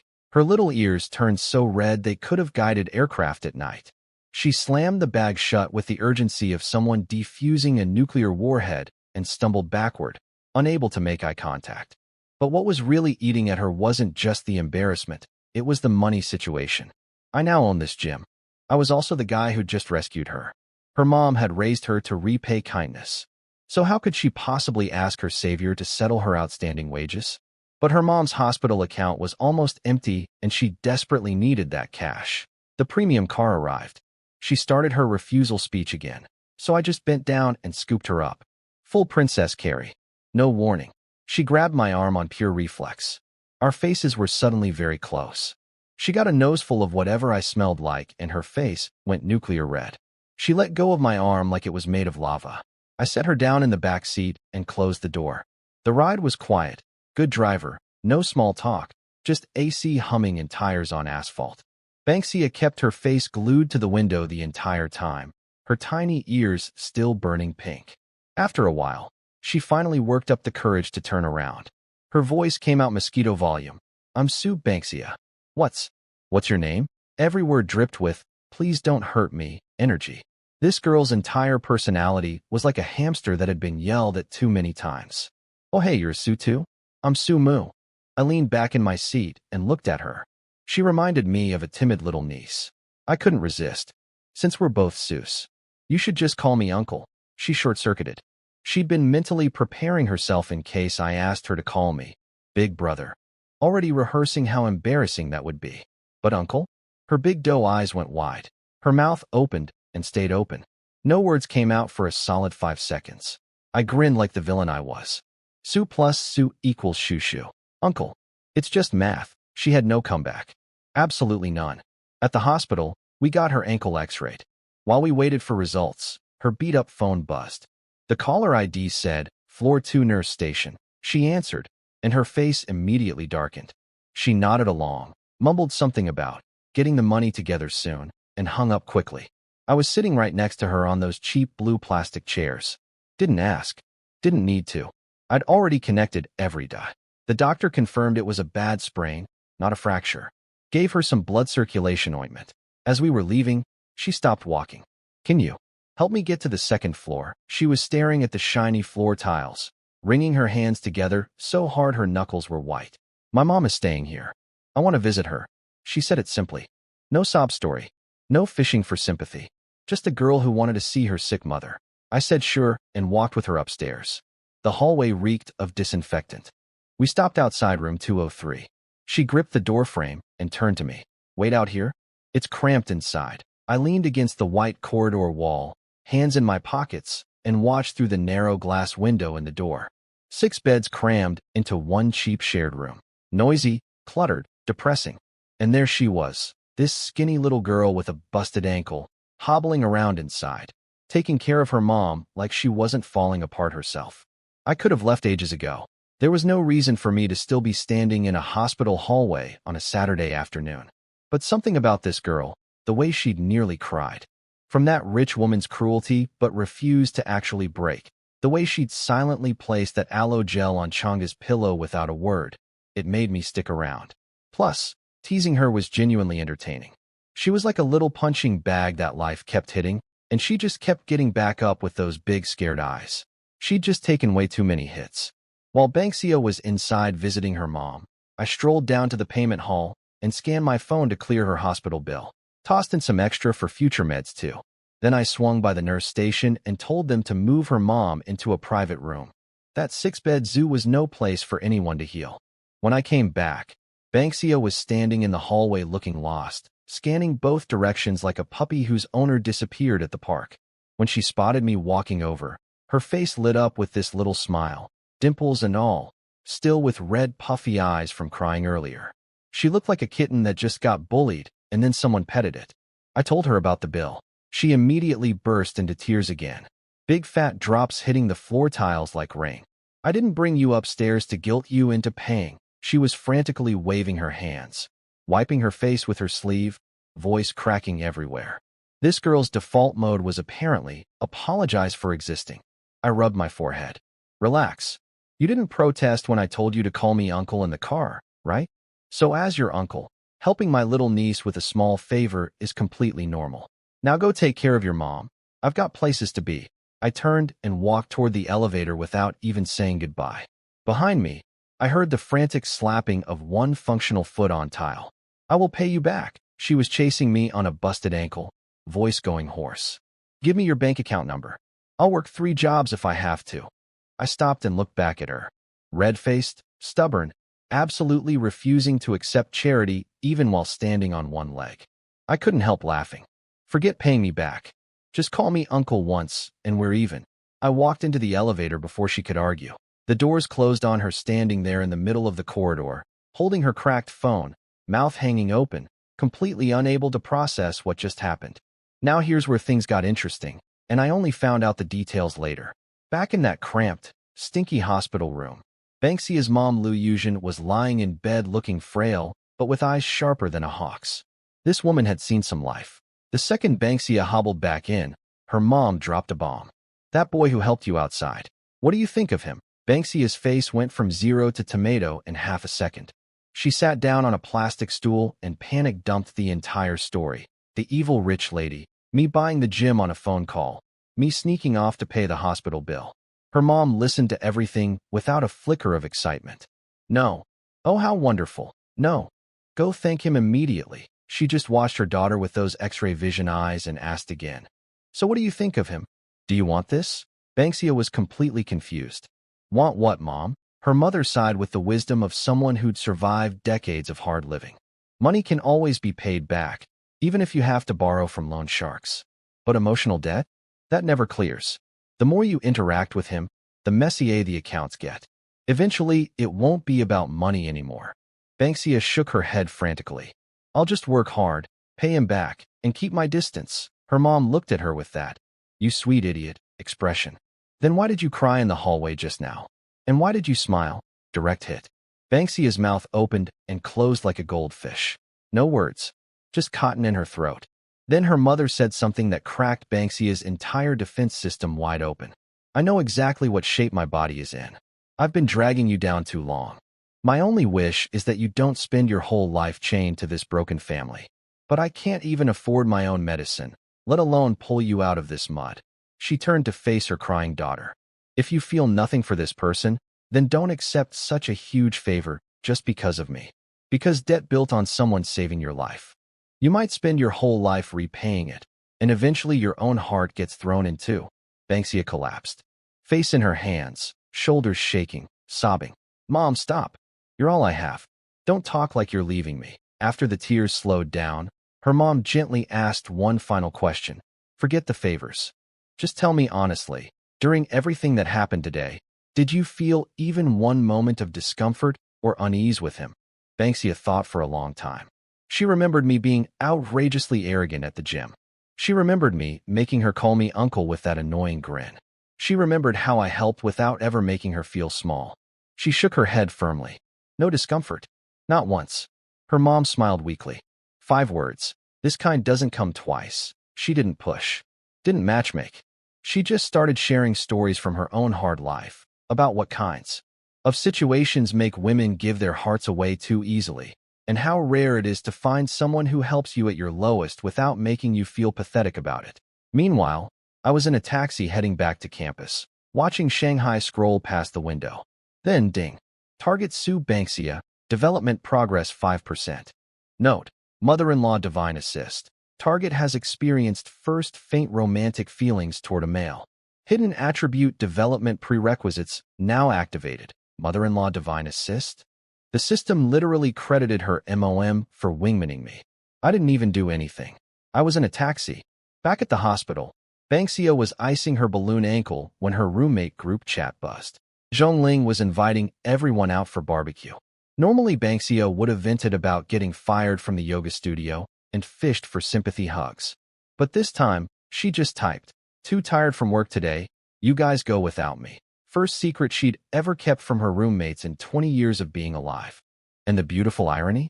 She and Chang'e were now both hiding the same secret in the same dorm room, and neither of them knew they'd met the same guy. I pushed open the dorm room door and was hit by a wall of smell so powerful it should be classified as a biological weapon. Instant noodle beef broth mixed with fermented sneakers.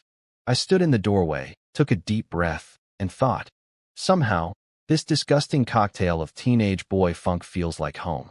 Wang Hao was face down on his bed, thumb attacking his phone screen like it owed him money. I leaned over and peeked. He was staring at Zhang Wanqing's social media post, a photo of a Starbucks latte and 4 manicured fingernails. This man had been drafting a comment under it. He was on version 4 of his reply. To a coffee photo. For drafts. For a girl who doesn't know he exists. I climbed onto my bunk with zero expression. He shoved the phone in my face. Bro, help me out. Does this comment sound okay? 2 words. Delete it. Why? Because even the worst girl on earth won't date her own simp. From below, Lu Chong, our resident know-it-all, snorted, and launched into a full broadcast about tomorrow's big event. Apparently, every September, our university holds something called the Battle of 100 Clubs. 60-plus student clubs set up booths on the field to recruit freshmen. Lu Chong described it with the enthusiasm of a sports commentator calling the World Cup finals. This is the annual beauty pageant of our campus. Let me brief you on the must-visit booths. He cleared his throat dramatically. Number 1, the Anime Club. Their president is Yi Zhiqiu, one of the 4 campus beauties. Millions of followers online. Her cosplay photos got shared 3,000 times on the school forum last year. Number 2, the Modeling Club. Wall-to-wall girls over 5'7". Every year, the crowd of guys who show up to browse stretches from the field to the cafeteria. Number 3, the Dance Club. Number 4, he wrapped up with a grand summary. Just remember one thing. Tomorrow's concentration of beautiful women per square meter will be the absolute peak of the entire school year. Chen Mo, our silent coder roommate who basically lives inside his laptop, pushed up his glasses, said, "I'll pass," and went back to typing. Legend. Wang Hao, instantly forgetting about his 5-draft comment masterpiece, grabbed my arm. Let's go check it out tomorrow, I shrugged. Nothing better to do. Sure. Meanwhile, over in the girls' dorm, Banksia had limped home on a bus with her ankle wrapped in bandages, wrists scraped up, and bruises on her arms. Fong Jin's spotted her from the top bunk and screamed like she'd witnessed a crime scene. Zhongling rushed over to inspect the damage. Banksia had her cover story ready. Fell down at my part-time job. Doctor said no fracture. I'm fine. Fong Jin grumbled suspiciously. That job sounds dangerous. Why is everyone getting hurt today? At that comment, Chang'e, who'd been pretending to be invisible at her desk, stiffened. But she couldn't ignore an injured roommate. Do you have any ointment? I can help you apply some before bed. Neither of them had any idea their injuries were both connected to the same guy. Me. What a beautiful cosmic joke. Zhongling handed Banksia some warm water. Here, Susu, sit down and elevate that foot. The nickname, Susu, she'd heard it her whole life. 20 years, 0 problems. But this time, the second those 2 syllables hit her ears, her brain hijacked itself and replayed a completely different voice. My voice. In that car. Telling her to call me uncle. Su plus Su equals Shushu. Her ears turned bright red. She grabbed the water cup with trembling fingers. Thanks, Lingling. Zhongling noticed absolutely nothing. She clapped her hands and made an announcement. Ladies, tomorrow is the battle of 100 clubs. Our anime club needs warm bodies. She zeroed in on Chang'e and Banksia like a heat-seeking missile. Chang'e, you quit the cafeteria job, right? Banksia, you're obviously not doing yoga tomorrow. The school pays 200 yuan plus a free lunch for helping out. All you have to do is exist near our booth. Chang'e's first instinct was to refuse. She did not want to stand in a crowd where someone might notice the marks on her neck. But then Zhongling hit her with, you don't even have to do anything. Just park your gorgeous face next to our sign and freshmen will stampede over to sign up. Chang'e went quiet for 10 seconds. Then a thought crossed her mind that she'd never admit out loud. If the whole school was going to be at the field tomorrow, would he be there too? And if he was, what should she wear? The Ice Queen said a quiet, and accepted the job. Zhongling turned on Banksia next. Banksia tried to use her injury as an excuse, but Zhongling was faster. You can SE the whole time. Just do paperwork in a folding chair. Think of it as sunbathing. 200 yuan was serious money for Banksia. Her mom's bills were covered now, but her own budget was still running on fumes. She blushed and nodded. The 2 girls locked eyes across the narrow dorm room aisle. Chang'e was thinking about me casually dropping 300,000 on a shopping spree. Banksia was thinking about me buying an entire gym without breaking a sweat. Both girls smiled bitterly to themselves, then nodded in perfect sync. Yes, they'd work tomorrow for 200 yuan each. Because when you owe a man the GDP of a small village, every coin counts. Back in my dorm, I came back from the shower to find Wang Hao still editing. Version 5 now. Lu Chang was already asleep, snoring like a diesel engine climbing a mountain. I hung up my towel and thought about tomorrow. The 4 campus beauties didn't really excite me. I'd already gotten up close and personal with Chang'e. But that anime club president, Yi Zhiqiu, I'd actually seen her on short video apps over summer break. Might be worth swinging by the anime club booth tomorrow, just to take a look. The campus looked like someone dumped 1,000,000 freshmen into a blender. Dozens of club booths stretched from one end of the field to the student center, banners hanging thicker than laundry lines. The air was a beautiful cocktail of sweat, cheap cologne, fruity perfume, and grilled sausage from the convenience store. Wang Hao was bouncing next to me like an escaped husky, head swiveling like a radar dish. Bro, look. The modeling club is all legs. That girl in the white dress has to be 5'9". I glanced over. Tall girls, sure. But after spending my week with SSS-rated goddesses, looking at regular pretty girls felt like browsing discount beef after eating Wagyu every night. Let's hit the anime club first. Since when do you care about anime? I don't. I care about the anime club president. Wang Hao opened his mouth, closed it, and just walked. He'd learned that arguing with my confidence level was pointless. The anime club booth was in prime position right outside the student center. Zhongling had decorated it with cosplay photos and posters. But the real weapon wasn't the decorations. It was Chang'e. She was wearing a light blue dress that hugged her waist and stopped just past her knees. And she'd put on makeup. Actual makeup. Mascara, lip tint, the works. The Ice Queen, who normally looked like she'd rather eat glass than touch a cosmetics brush, had voluntarily beautified herself. For what possible reason, I wonder? Her white glowing skin plus that frozen expression had created a 3-meter force field around the booth. Freshmen were staring from a distance like she was an exhibit at a museum. Look, but don't touch, don't breathe, don't exist.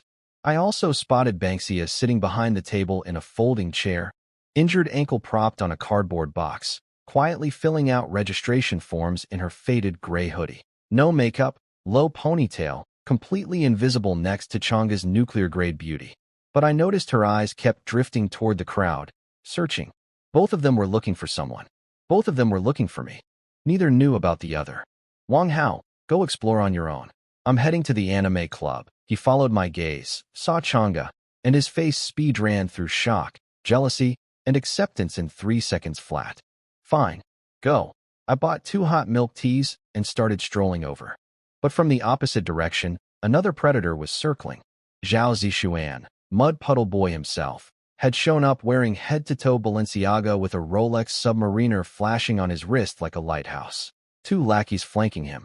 Apparently, he'd given up on Changa after his secret girlfriend, Zhou Jiqing, told him the Ice Queen was damaged goods, so he was shopping for fresh targets. His eyes landed on Banksia. She was sitting in the sunlight, no makeup, face clean and clear, looking like an undiscovered wildflower. And more importantly, she looked broke. Zhao Zishuan licked his lips. His internal calculator started clicking. He walked up and bent down with that rich kid charity voice. Hey, what happened to your foot? Looks serious. Want me to drive you to the clinic? My car's right there. Banksia didn't even look up. No thanks. He tried again. I'm Zhao Zishuan, also in the business school. You've probably heard of me. Want to add each other on WeChat? She finally raised her eyes. Her gaze was so flat and unimpressed it was like getting splashed with lukewarm water. Not interested. His smile cracked.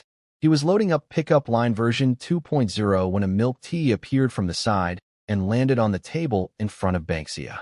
Susu, your uncle brought you a drink. Keep that injured foot warm. Banksia's head snapped up like she'd been electrocuted. I was standing half a meter away, holding my own tea, wearing that grin she found simultaneously mortifying and heart attack-inducing. Her ears went from normal to fire engine red in about 2 seconds, the blush spreading down her neck like lava. Why are you here? Just passing by. Yeah. Just casually bought 2 specific drinks and walked across the entire field. Totally coincidental. Zhao Zishuan's face twisted. Who the hell are you? I didn't even turn around. I kept talking to Banksia about her bandage coming loose and started to kneel down to fix it. She pulled her foot back, but only a tiny bit. Her mouth said, no, it's fine, but her foot stayed within reach. Hey, I'm talking to you. Zhao Zishuan was losing it. There's a line for hitting on girls, buddy. You think you can steal my spot with a cup of cheap tea? Get to the back. I finally turned my head and looked at him for exactly 2 seconds. The way you look at a bug that flew into your soup. Did the sun melt your brain during military training? You want to donate your corneas to someone who'll actually use them? She clearly doesn't want to talk to you. His lackey jumped in. Do you know who this is? That Audi A6 by the field? That's his. I processed this information and responded with a single devastating syllable. Oh. Then I went back to adjusting Banksia's bandage. She was gripping her pen so hard her knuckles were white, face completely crimson, but she didn't pull away. Zhao Zishuan was about to explode when an Arctic voice cut in from the side. This is a club registration area. If you're not signing up, stop blocking traffic. Changa had materialized next to Banksia's chair, staring at Zhao Zishuan with enough cold to freeze the entire field. She told him to leave. She didn't say a word to me. Didn't even glance my direction. Zhao Zishuan noticed this. His hamster wheel brain started spinning. Why is the Ice Queen protecting this guy? He stepped back with a smirk and aimed his parting shot at me, loud enough for nearby people to hear. Don't get too excited, kid. You think she actually likes you? She's already been bought by some rich guy outside school. Probably used up from head to toe. Good looks don't matter. Only money talks. Changa went white as paper. Her lips trembled, not from anger, but terror. She spun to look at my face, desperately searching for disgust, for belief, for any sign I'd bought his words. Me? I was trying so hard not to laugh. Because the rich guy, who supposedly bought Changa? That was me. This genius had just sprinted across the field to warn me that my own purchase was being enjoyed by me. He tried to put a green hat on my head, except the cuckold and the guy being warned were the same person. This was genuinely the funniest thing that had ever happened to me. I stood up slowly, dusted off my knees, and looked at Chang'e. She was staring at me with those terrified, searching eyes. I leaned in so only she could hear. "You look really pretty in that dress today." Her brain short-circuited. Then every drop of blood in her body rushed to her face simultaneously. Lin Jiyue, our class beauty, showed up in a calculated pleated skirt, hunting for rich prey. Her eyes locked onto my shoes like a guided missile. She'd seen this brand in some luxury appreciation group chat. 5 figures minimum. She scanned the rest of my outfit. Everything was quiet, expensive, and exactly the kind of thing a hidden rich kid would wear. Her breathing got faster. She thought she'd discovered a secret gold mine. And the best part? Nobody else had found it yet. By noon the field was at maximum capacity. Chang'e and Banksia were both stuck at the anime club booth, both painfully aware of the other's presence, both pretending they'd never met me. The tension between them was invisible, but absolutely electric. Wang Hao grabbed my arm. "Let's go before the cafeteria runs out of chicken legs." I'd barely turned around when Lin Jiyue materialized in front of me like she'd teleported. A wisp of perfume, a strand of hair tucked behind her ear, 2 free drinks from the student council in her hands. Sweet smile at full power. "You're Sumu, right? Have a drink." "I'm Lin Jiyue. I was right behind you during military training." I took the drink. "Thanks." She didn't stop there. "What clubs are you joining?" "None." Soft rejection. Didn't faze her at all. She leaned in and dropped her voice to a whisper, playing her trump card. "That Porsche Panamera parked outside the boys' dorm. That's yours, isn't it?" I paused mid-sip and gave her a look. A very specific look. She thought she'd landed a killing blow. Her heart was racing. She was convinced she was the first person on campus to crack my identity. She had absolutely no idea that the mysterious rich man, who supposedly bought Chang'e, standing right in front of her, drinking free juice. 10 meters away, Chang'e watched Lin Jiyue press herself so close to me she was practically merging with my arm. Chang'e's fingers crushed the stack of flyers in her hand until the paper warped. "That scumbag. Am I not better than that flat woman?" Zhongling nudged her. "That freshman is kinda cute, isn't he? Was he trying to join our club?" Chang'e's mouth stayed sealed shut. Behind them, Banksia looked up from her chair and caught Chang'e's expression, that frozen mask hiding something boiling underneath. Combined with Zhao Zishuan's earlier accusations and the way Chang'e had protected me, a wild theory started forming in Banksia's head. She shoved it down immediately. "No way. Sumu doesn't seem like that kind of person." Lin Jiyue got what she wanted, my WeChat from the class group chat, and slipped away to a quiet corner. She pulled up those photos she'd secretly taken at Plaza 66. Chang'e walking behind a tall man whose face was blocked by the camera angle. She looked at the blurry silhouette, then thought about how Chang'e had been acting around me just now. She couldn't wait anymore. If she didn't act, her freshly discovered goldfish would get hooked by the fake innocent Chang'e. She posted the photos from a burner account. Within 30 minutes, screenshots were bouncing through every gossip group on campus. The rumor machine was running at full speed. Zhongling saw it first and slammed her phone face down on the table, trying to hide it from Chang'e. Too late. Fang Jintz had already sent a panicked voice message to their group chat. Chang'e opened her phone, saw the photo, saw the rumors. Her face went white, but not from anger about being called a kept woman. She was terrified that I would think SHE leaked the photos, that I'd think she was trying to trap me, that I'd remember saying I wasn't going to hang myself from one tree, and decide she was too much trouble. When did she start caring this much about what I thought? She texted me to meet her behind the gym. I found her in a quiet corner, wound so tight, she looked ready to shatter. "Sumu, let me explain. That photo, I didn't ask anyone to post it. I didn't know someone was taking pictures. I pulled out my phone, found the photo, and held it between us." She stopped breathing. I pointed at the blurry male silhouette. "Honestly, the photographer's angle is terrible. They didn't even capture your sugar daddy's handsome face properly." Her brain blue-screened for 3 full seconds. Then a volcanic eruption of embarrassment and something she couldn't name blasted from her toes to her skull. Her face turned red from her ears to her neck. She looked away so fast, she almost gave herself whiplash. "Don't say that." Who's a sugar daddy? Her voice was smaller than a mosquito's sneeze. I looked at her, red-faced, ear tips practically smoking, lips pressed together with that faint bean paste tint. The Ice Queen was melting, and it was genuinely adorable. I stepped forward, put my hand on the wall next to her head. My body blocked her between me and the wall. I looked at those lips. Then I kissed her. Her eyes went wide. She pushed my shoulder, barely, like pressing a button with no batteries. Then she gave up and closed her eyes. The system chimed happily. First kiss developed. Progress 5%. Current 20%. But right when things were getting good, my hand brushed across those underwear marks on her skin and she gasped in pain. The spell broke. She pushed me away, this time for real. Because I'd never given her any title. No confession. No, be my girlfriend. I just walked up and kissed her like I owned the place. And the worst part? She'd kissed me back. She remembered me saying I'd bring other women to the penthouse. Her embarrassment curdled into fury. You're a jerk. She turned and fled through the gym's back door. Meanwhile, at the booth, Banksia was staring at the gossip photos on her phone. That blurry male silhouette in the picture matched my build almost perfectly. Chang'e had protected me earlier. Then both Chang'e and I disappeared at the same time. The math was adding up to a conclusion she didn't want to believe. The mysterious Portia sugar daddy was me.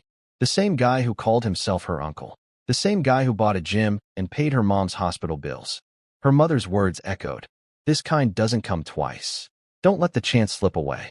Banksia bit her lip, hands trembling. She picked up her cracked phone, opened my WeChat, and typed a message. She hit send. Her heart nearly exploded out of her throat. Chang'e practically fell out of the gym's back door and vanished around a corner. I know because I heard the footsteps, frantic, clumsy, like a baby deer escaping a wolf. Somewhere in that hallway, she was probably touching her lips and calling herself insane. Good times. I sat down on the gym bleachers, feeling pretty satisfied with life, when my phone buzzed. Mom. A 40-second voice message. I hit play, and her foghorn voice blasted out. Son, your dad secretly bought an 800 yuan fishing rod online. The sneaky idiot put the delivery address at Old Wong's convenience store next door. But Old Wong went to restock today, so the courier delivered it straight to our restaurant. I opened it right in front of your father's face. He's currently kneeling on the washboard in the living room. I almost burst out laughing right there on the bleachers. 1 minute, I'm pinning an Ice Queen against a wall for a kiss. The next, I'm getting live updates on Dad's disciplinary hearing. The whiplash was incredible. I could picture it perfectly. Dad on his knees, head hanging, his fishing gear gathering dust in the trunk again. A man defeated by his own shipping address. I replied, Mom, let him off. 800 for some happiness isn't bad. 2 seconds later, another voice bomb. Let him OFF? Only you would defend him. Anyway, you're in college now. That high school girl who dumped you because we're not rich enough. Forget her. Find a nice college girl. Mom's standards are low. As long as one female classmate is willing to talk to you, I'm happy. Classic mom. Her matchmaking strategy hadn't evolved since the Stone Age. I hit reply with zero hesitation. Don't worry. I'll bring a whole truckload home. Your restaurant won't have enough seats. She sent me an eye roll emoji. Fair. I pocketed my phone and exhaled. My brain, completely without permission, started flashing highlight reels. Chang'e's snow-white back in that fitting room. Banksia's worn-out canvas bag with that tiny piece of white fabric. Banksia's stubborn, teary face refusing to cry in front of me. Two very different women, both currently sitting in the palm of my hand. Meanwhile, Chang'e had pressed herself against a wall in some hallway, trying to cool down her nuclear-powered blush when reality sucker punched her. Her little sister Xiaoxi's study trip, 500 yuan, deadline was tomorrow. She'd specifically told her sister to pay it. She called. Sis, I didn't use the money for the trip. Chang'e's heart dropped. What? I told you that money was for the trip. It's a chance to visit top high schools in the city. Silence on the other end. Then, broken and small, Auntie came to the house again. She said you must be doing dirty things in Shanghai. Mom got so angry she couldn't breathe. The village chief drove her to the clinic on his tricycle. The medicine cost 200. I used the trip money to pay for it. That parasitic aunt. Years ago, after Chang'e's father died in a mining accident, the aunt and uncle borrowed most of the compensation money and never returned a single cent. Now they had the audacity to come demanding more and slandering Chang'e on top of it. Chang'e's eyes went red. Her phone hand was shaking. She asked about her mom's condition, told her sister to take care of things, and hung up. Then she slid down the wall and crumpled into a ball, hugging her knees in the corner. All around her, the club fair was roaring with music and laughter. She could hear Zhongling calling for her from the anime club booth. She could see freshmen wandering past with flyers. She couldn't cry here. Not in public, because the eldest daughter of a poor family doesn't get the luxury of breaking down. 500 yuan. For some people, that's half a dinner at a hot pot restaurant. For me, it wouldn't buy half a tire on my Porsche. But for her, it was the difference between her sister getting an opportunity and being trapped in that village forever. 10 minutes ago, she'd been pressed against a wall being kissed by a guy with 200 million in the bank. Now she was crouching in a corner panicking over 500 yuan. The contrast was so brutal it could make you sick. She wiped her eyes, stood up, dusted off her dress, and shoved every fragile emotion to the bottom of her soul. Back to being the Ice Queen. Back to surviving. Me? I was sitting on the bleachers licking my lips. Still tasted like her bean paste lipstick. Sweet. But what I was actually thinking about wasn't the kiss. It was her behavior before it. When those rumors spread, she didn't go fight the gossip. Didn't try to clear her name publicly. Her first instinct was to sprint to me and beg me not to misunderstand. She was terrified I'd think she leaked the photos. That reaction told me everything. Without realizing it, she'd already placed herself in a position where she felt she needed my approval. She was reporting to me, explaining herself to me, treating me as the person whose opinion mattered most. I rubbed my chin. I was pretty sure I'd cracked her hidden attribute now. Under all that ice and pride, she had an old-fashioned, traditional soul, a deep-rooted instinct to devote herself to someone she'd chosen. Once she picked her person, she'd go all in, loyal, attentive, almost submissive in how thoroughly she'd commit. 20% development. First kiss secured. Excellent opening stats. But thinking about it more, she really did have it rough.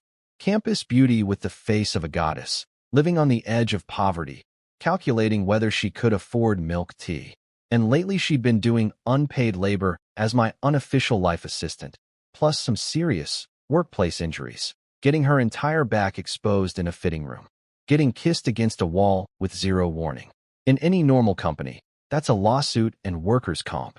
I'm not the kind of guy who takes advantage and pretends nothing happened. She'd earned something. I pulled out my phone, opened her WeChat, and typed a transfer. 10,000 yuan. In the memo line, I wrote, "Good work, little assistant. A bonus from your sugar daddy. Send." I sent the transfer. 10,000 yuan with the memo. "Good work, little assistant. A bonus from your sugar daddy." Then I sat back on the bleachers and waited for the fireworks. My phone buzzed almost immediately. A voice message from Chang'e, and oh boy, she sounded like a tea kettle about to explode. "Sumu, do you think having money makes you some kind of god? You think you can just buy someone's dignity?" The second it sent, I could tell she regretted it. That wasn't Ice Queen energy. That was girlfriend mad at her boyfriend energy. She was probably scrambling to hit unsend. Too slow. I fired back. "I can't buy your dignity, but I can buy your time." That life assistant position I offered. No more thinking about it. It's decided. This is your advance salary. Then, by the way, you fold blankets pretty well. My place is a mess from all those clothes we bought. Come organize it tonight after the fair ends. Zero room for negotiation. Total dictator move. Beautiful. I could practically feel her staring at her phone, vibrating with rage. But I knew what was really happening inside that head. She was reading, "You fold blankets pretty well," over and over, secretly pleased that I noticed such a tiny thing, while simultaneously cursing my entire bloodline. 2 minutes of silence. Then her reply came. The most conflicted sentence in the history of human communication. "I'll pay you back." "What time tonight?" Translation. I refuse to. Be your kept woman, but also yes, I'll come to your penthouse, please pick me up. Her mouth said, "Scumbag," but her actions said, "What time?" I replied instantly. "Later tonight. I'll come get you." Now here's what I didn't see, but can absolutely imagine. Chang'e was leaning against a wall somewhere. Her face so hot you could fry an egg on it, desperately constructing mental excuses. He's not a sugar daddy, he's a debt collector. I'm not his assistant, I'm just paying off interest. That kiss in the gym? Deleted from memory. Never happened. She cashed out the full 10,000. Immediately transferred 3,000 to her little sister. Go pay the study trip fee. Use the rest to buy yourself good food. Her sister Xiaoxi responded with a crying emoji. Where did you get this much money? Please tell me you didn't take out a loan. Chang'e's face was burning. She typed back with heroic composure. Relax. My part-time job paid early. The boss is a rich second-generation idiot. Tons of money, zero brains. He insisted on advancing my salary. The eye-roll emoji she added at the end was doing heavy lifting. But Xiaoxi wasn't buying it. A voice message came through, small and scared. Sis, don't lie to me. Auntie is telling everyone in the village that you're being kept by a man in the city. Now you suddenly have all this money, and I'm really scared. That hit Chang'e like a hammer to the chest. She gripped her phone and typed furiously. Don't listen to that woman's garbage. I'm working as a legitimate life assistant. Just cleaning and laundry. Rich people have high standards, so they pay well. Take the money, sign up, and stop making mom worry. After sending that, she leaned against the cold tile wall and wanted to die of embarrassment. Legitimate life assistant, right?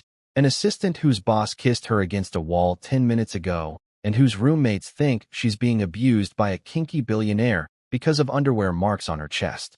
Speaking of roommates, she suddenly remembered Zhong Ling and Fong Jin staring at those red lines yesterday, convinced some monster was hurting her. Now the gossip photos were everywhere too. They were probably imagining her in some 50 Shades dungeon situation. She got quietly indignant on my behalf. He's not violent at all, she muttered to herself. That kiss was actually kind of gentle. Then her brain went somewhere dangerous. Tonight she'd be at the penthouse. Alone. With me. No other people around. She'd seen those bags of women's clothes I bought for other guests. What if he wanted her to wear something weird while she cleaned? Her imagination was now doing full laps around a NASCAR track. She smacked herself on the head. Get it together, Mu Chang'e.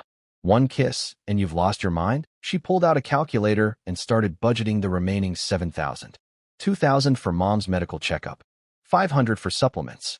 1,000 for Xiaoxi's food and study materials. 3,500 into emergency savings. Nothing for herself. Not a single yuan. This kind of penny counting was carved into her bones. She checked her face temperature with the back of her hand, confirmed she looked like a functioning human being, and walked back to the anime club booth. Zhong Ling spotted her and nearly tackled her. Where did you go? You ran off like the building was on fire. Ice Queen mode. Activated. Just needed air? Bad mood. Zhong Ling pulled her close and whispered. The photos in the group chat. Is that your junior? Photos are photoshopped. Ignore them. Chang'e picked up registration forms and started sorting them with robotic efficiency. A flawless performance. Academy Award material. Zhong Ling's gossip flames sputtered out. Okay, just know we've got your back. If there's trouble, tell us. But as she leaned in to pat Chang'e's shoulder, her eyes caught something. Chang'e's lips, usually pale and dry from overwork. Right now, swollen, flushed, cherry red. The edges were puffy like she'd just aggressively eaten the spiciest instant noodles known to mankind. Zhong Ling's mouth opened. Her brain started buffering through several R-rated explanations.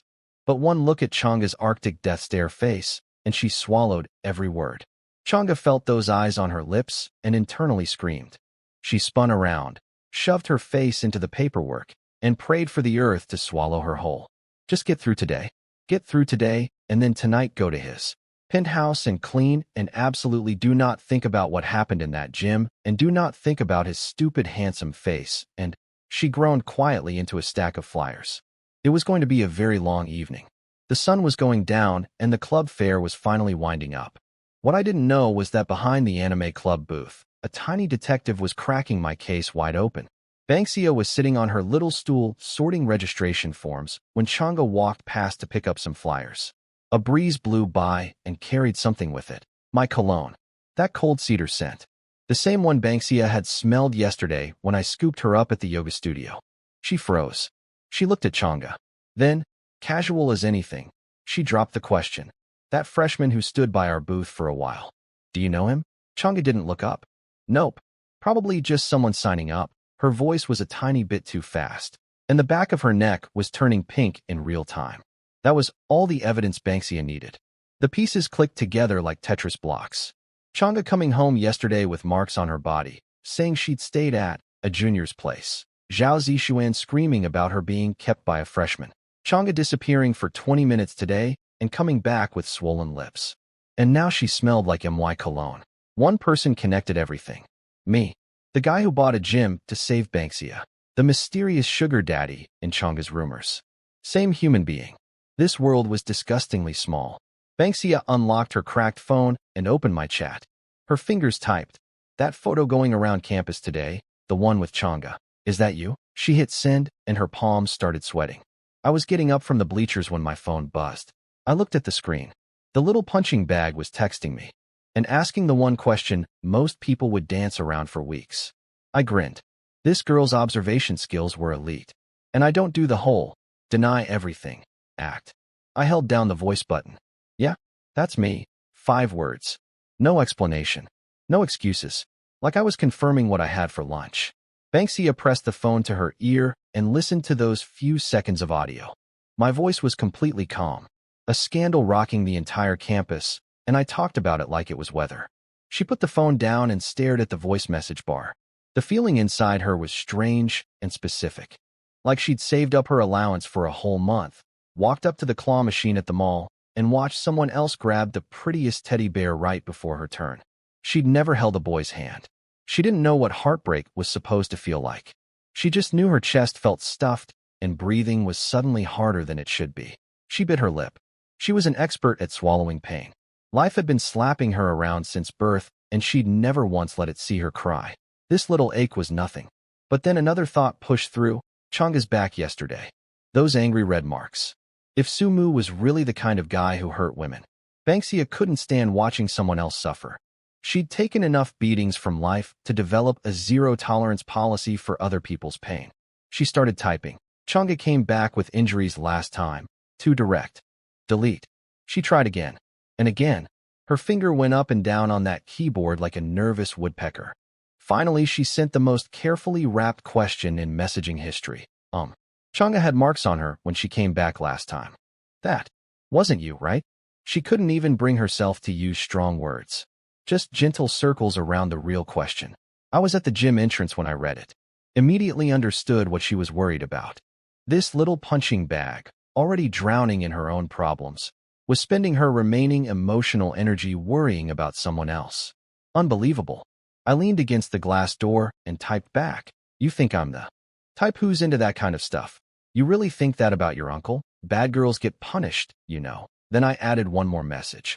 Also, she's nowhere close to becoming your sister-in-law yet. You're worrying way too early. I pocketed my phone. On the other end, Banksia's brain went boom. The uncle thing was bad enough. Now he was throwing around sister-in-law? This man would climb any family tree to claim a higher branch. But her eyes kept gravitating back to 4 specific words. Nowhere close yet. Not together yet. That meant whatever was between me and Chang'e. It wasn't official. It wasn't sealed. The claw machine hadn't closed its grip yet. Her heart skipped. She immediately slapped herself mentally. Sue Banksia, get a grip. He said, nowhere close. Not never gonna happen. And he definitely didn't say anything about you. What exactly are you celebrating here? She tried to type a response. Don't call me that. Too aggressive, delete. Oh, too cold, delete. She scrolled through her entire emoji collection and finally sent a sticker of a grumpy bunny lying face down on the ground, pounding the floor with its tiny fists. I saw the bunny and laughed out loud in the middle of the field. This girl was absolutely adorable. Meanwhile, Zhongling and Fang Jins came back from the storage room covered in dust. Zhongling clapped her hands dramatically. Done. I'm dead.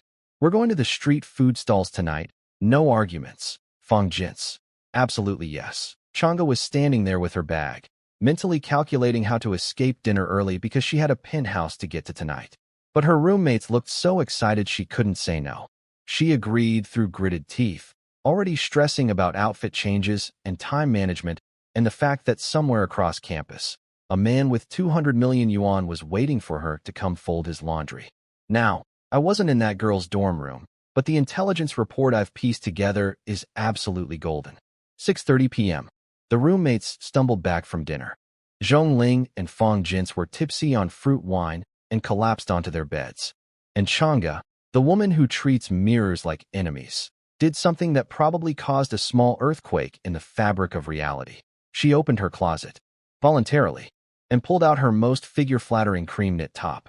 She changed, checked herself in the mirror, took down her ponytail, retied it higher and tighter, tucked in the loose strands, then opened a drawer, found a lipstick that was basically just a red stub at this point, and carefully applied it. Muchanga, putting on lipstick, to come clean my apartment. Fong Jins poked her head down from the top bunk. Going out? Part-time job. The two drunk roommates exchanged a look so loaded with meaning you could knit a sweater from it. Zhongling rocketed out of her blankets like a launched missile. Part-time job? You mean you're going to see the hot guy from the photos? She was barefoot, zero filter, full wine courage. Okay, sure, he plays a little rough, but his face. I saved that forum photo and zoomed in 3 times. That jawline, that side profile. If it were me, I'd volunteer for that part-time job too. Fong Jins was nodding so hard her neck might snap. Honestly, Changa, you're kind of selfish. We thought you were being abused. We almost called the police. Turns out you were a willing participant this whole time. Changa's face started burning. She turned away and pretended to organize her bag. You're overthinking it. It's really just work. Zhongling wrapped an arm around her shoulder and went full big sister mode. Look, we're all adults. Young people have energy, sure. A little excitement is fine. But protect yourself. Don't let any man go too far just because he's hot.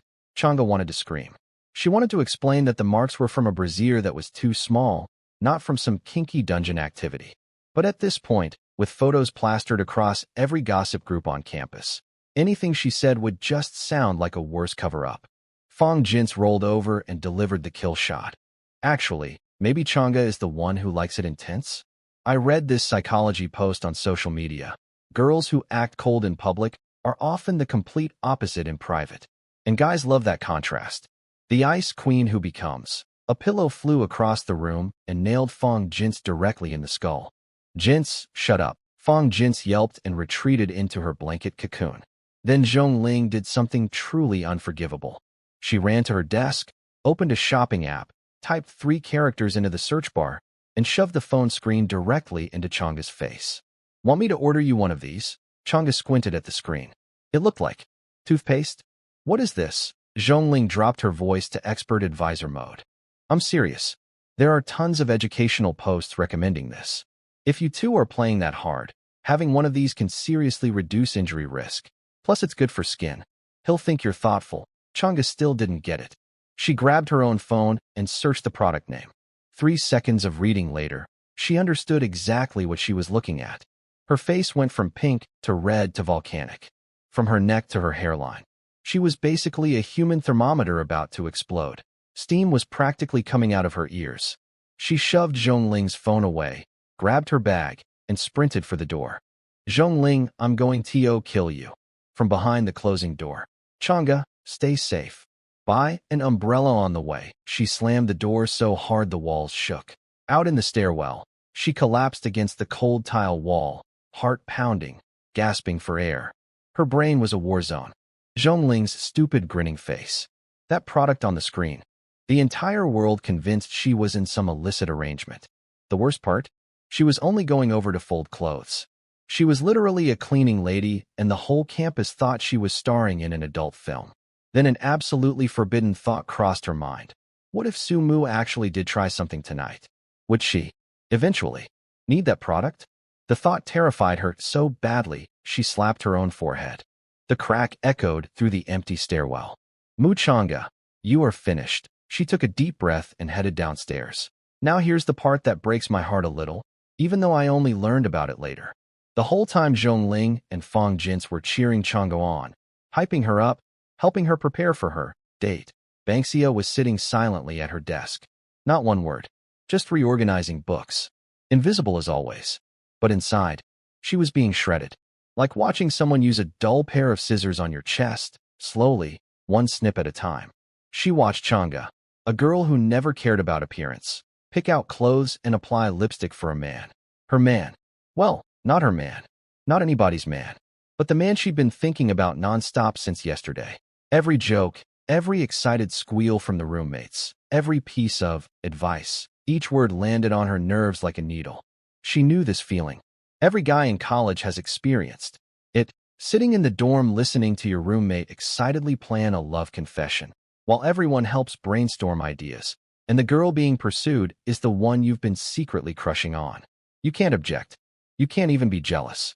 You just sit there pretending everything's fine while your stomach fills with acid. She sniffed quietly, stood up, packed a plastic bag with things for her mom's hospital stay, pulled on her faded gray jacket, and walked out without a word. She walked down the path toward the campus gate. And there, parked in a dark corner where the streetlights didn't reach, sat my black Panamera. Sleek, expensive, untouchable. Changa walked up to it, opened the passenger door, got in. The door closed with a soft thud. In the quiet campus night, that sound was deafening, and every single thud landed directly on Banksia's heart. What I didn't know was that while Changa was on her knees sorting my designer wardrobe, a full-blown military strategy session was happening in a hospital room across town. Banksia walked into her mom's room carrying a dented thermos, fake smile plastered on. She'd practiced it in the hallway, literally stretched her mouth corners with her fingers. Professional-grade sadness concealment. Her mom, Lu Yuzhen, glanced up from a phone drama, took one look, and immediately went nuclear. Fighting with that Sue boy, Banksia nearly dropped the thermos on her foot. No, Mom, don't guess randomly. Her face was screaming, yes obviously, in neon letters while her mouth said, no, the world's worst liar. Lu Yuzhen didn't even blink. Not fighting? So he has a girlfriend? You saw him with another girl. 3 questions. 3 direct hits. Banksia's brain replayed the image of Changa sliding into my Panamera 30 minutes ago. Her chest flooded with vinegar. She stared at her shoes, fingers destroying her canvas bag strap, completely unable to speak. Silence equals confession. Lu Yuzhen sighed the sigh of a woman who's seen everything. Listen carefully. If you cut him off right now, delete his number, pretend you're strangers, the worst you'll get called is ungrateful. But if you wait until you're in too deep, extracting yourself will cost you your whole life. That cracked Banksia open. She spilled everything. The campus rumors about Changa and me. Changa's swollen lips after disappearing for 20 minutes. Changa getting dolled up tonight and climbing into my car. All of it came pouring out in one messy, sniffly avalanche. She finished with a pitiful little speech. I shouldn't even be thinking about this. He's so rich. Drives million-yuan cars. He already helped us so much. I should just focus on paying back the hospital money. Lu Yuzhen almost grabbed the steel lunchbox and cracked her daughter's skull open. Stop with that martyr nonsense.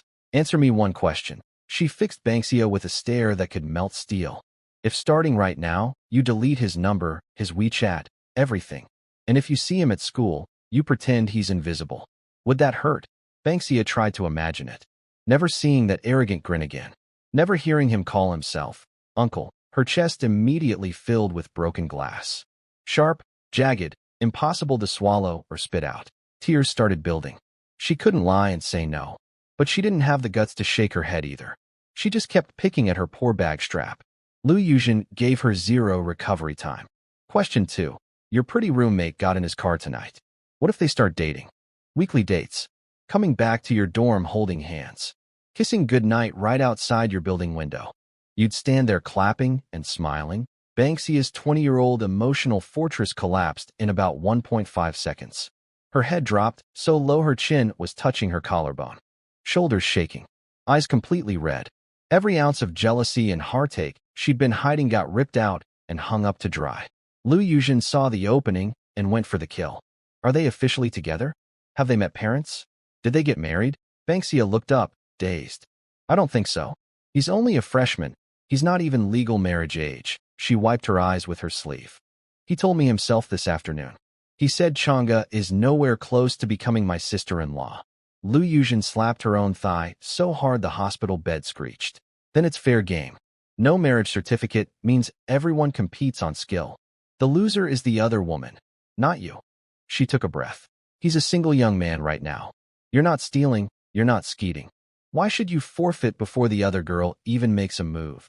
Banksia stared at her bedridden, 4-dripping mother who was suddenly radiating the tactical energy of a 5-star general. She was seriously questioning reality. Had Mom been secretly binge-watching those 1 cent per episode CEO romance dramas? How else could she deliver these lines with such conviction? Lu Yuzhen didn't care about the bewildered staring. She was on a mission. Even without your pretty roommate, a man like him, rich, handsome, generous, when has he ever been short on girls throwing themselves at him? If you don't fight, even if you got him first, some fiercer woman would eventually kick you out anyway. Each sentence was a slap that knocked Banxia's brain cells back into formation. She was right. Even without Chang'e, there'd always be a Zhang Chang'e, Li Chang'e, Wang Chang'e. Standing in the shadows watching from a distance would get her absolutely nothing. Lu Yuzhen saw the retreat fading from her daughter's eyes and shifted to phase 2, tactical instruction. To beat those fancy girls, you need to go unconventional. She raised 2 bony fingers like a military strategist. Capture his stomach and his body. Banxia almost launched off her plastic stool into orbit. Her face went from red to purple. MOM. What are you saying? What are you thinking? Lu Yuzhen rolled her eyes so hard they almost fell out. I meant your yoga training. That therapeutic massage stuff you learned. Men come home exhausted. You serve him hot fish soup and then work on his shoulders and neck. That kind of hands-on comfort beats any girl begging for designer bags by 100 times. Banxia sat frozen as her brain recalibrated. Oh, massage. Shoulders. That actually made perfect sense. She couldn't compete with luxury gifts, but she could offer something physical that nobody else could. At 10:30 p.m., the hospital hallway was half dark. Banxia sat on a bench outside the room, face buried in her hands for 60 seconds of intense internal warfare. Then she opened my chat. Thumbs hovering, heart hammering. She typed, "Are you free sometime soon? I just learned a shoulder and neck therapy massage technique. I want to practice on you. Is that okay?" She didn't even check for typos.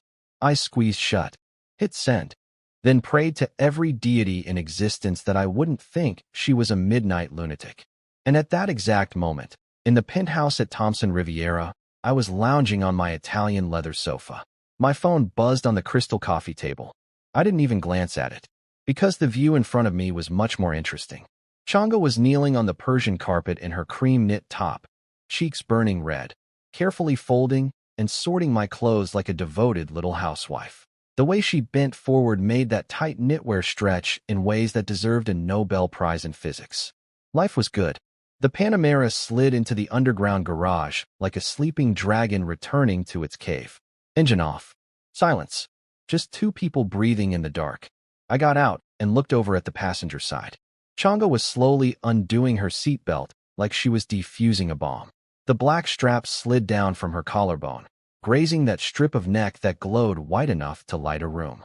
She had zero awareness of how lethal that looked. I said nothing, just smiled. She got out and immediately put a full meter of distance between us, walking perfectly straight, spine rigid, steps measured, but her fingers kept tugging the bottom of her knit top. Pull, release, pull, release. A nervous habit she didn't know she had. How many times now? I asked, walking toward the elevator. Her steps stuttered. How many times what? You've been to my place. This is what, the 3rd time? Still this nervous? Her ear tips went pink. The blush bled down into her cheeks like watercolor. Who's nervous? Her voice was ice. Her walking speed increased by 30%. Classic Chang'e contradiction. In the elevator, she pressed herself into the farthest corner like I was radioactive. The cold white light turned her into living porcelain. That skin was genuinely unreal. Not foundation white. Born with it white. So pale you could see blue veins under her collarbone. I leaned against the opposite railing and glanced at her. Just once. Her shoulder blades instantly locked up like someone had shoved an iron rod down her spine. What are you looking at? Thinking about something. What? Whether that top is one size too small. She looked down at herself. The cream knit was indeed quite fitted. Her neck and collarbone lines were carved out like a sculpture. Her face combusted. It's not small. This is just how this style fits. I said. Then added. Looks good. She squeezed her fist so hard her nails dug into her palm. I could see her fighting the urge to face the wall. Then the universe decided to get dramatic. A horrific metallic screech ripped through the elevator. The whole box started shaking violently. The lights flickered twice, popped with a dull explosion, and everything went completely black. I was momentarily surprised, not scared, just genuinely shocked that Thompson Riviera, the most expensive address in Shanghai, could have an elevator malfunction. 15 years of luxury aging, apparently. Even rich buildings get old. Chang'e yelped, a short, sharp sound of pure terror. She lost her footing in the sudden lurch and pitched forward, hands flailing blindly for something to grab. I reached out in the darkness and caught her waist, pulled her into my chest. Done. Safe. She was trembling against me like a leaf in a storm. Through that thin knit top, I could feel her heart jackhammering at approximately 9,000 beats per minute. I held her with one arm and calmly fished out my phone with the other. Turned on the flashlight, wedged it into the railing. Even had a moment to wonder if I could build a system for emotional damages. I lowered my head until my breath hit her ear. A grown woman scared of the dark? She bit her lip so hard it went white. Her eyelashes were vibrating like panicked butterflies. Her mouth stayed sealed shut, but her body was honest. She burrowed deeper into my chest like she was trying to climb inside my ribcage. I hit the emergency button. Security confirmed. Maintenance crew was working on it. 10 minutes. In those 10 minutes, the ventilation was dead. Temperature climbing. The tiny sealed space turned our situation into a pressure cooker of tension. My fingers were idly tracing circles on her waist because, well, why not? Chang'e finally noticed she was wrapped around me like an octopus on a rock. She shoved against my chest trying to retreat. I didn't let go. Actually tightened my grip slightly. Just enough to eliminate her escape route entirely. Don't squirm. If the elevator shakes again and you fall, that's a workplace injury. And I'd have to pay for it. She looked up at me, face burning, eyes furious. Can you please be serious right now? I leaned close to her ear. I am serious. You're my paid assistant. If you get hurt on the job, it's my liability. Then, around minute 8, the elevator suddenly dropped another half floor with a violent jolt. Chang'e screamed and abandoned all pretense of dignity. She slammed into me chest first with zero gap remaining between us. Full body contact. Completely sealed. Not a molecule of air between her front and mine. The physics of this impact caused my hand, which had been behaving itself on her waist, to slide downward and land on a region of extraordinary softness and structural integrity. The elasticity was remarkable. As a completely healthy adult male, I did not immediately remove my hand. Instead, I conducted a brief and honest evaluation. Research purposes. 3 seconds of silence. Just breathing. Then, from somewhere against my chest, a tiny trembling voice. Your hand. I didn't move it. Actually adjusted my grip slightly upward. She went rigid as a wooden plank. Then came the most adorable sound I'd heard in my entire life. A whimpering, teary little plea from a cornered kitten. You. Don't squeeze. The system went absolutely wild. Ding. Target Mu Chang'e. Massive affection surge. Development 10%. Total 30%. Major milestone triggered. Hidden attribute unlocked. Husband AS absolute authority. Explanation. Target lost her father young.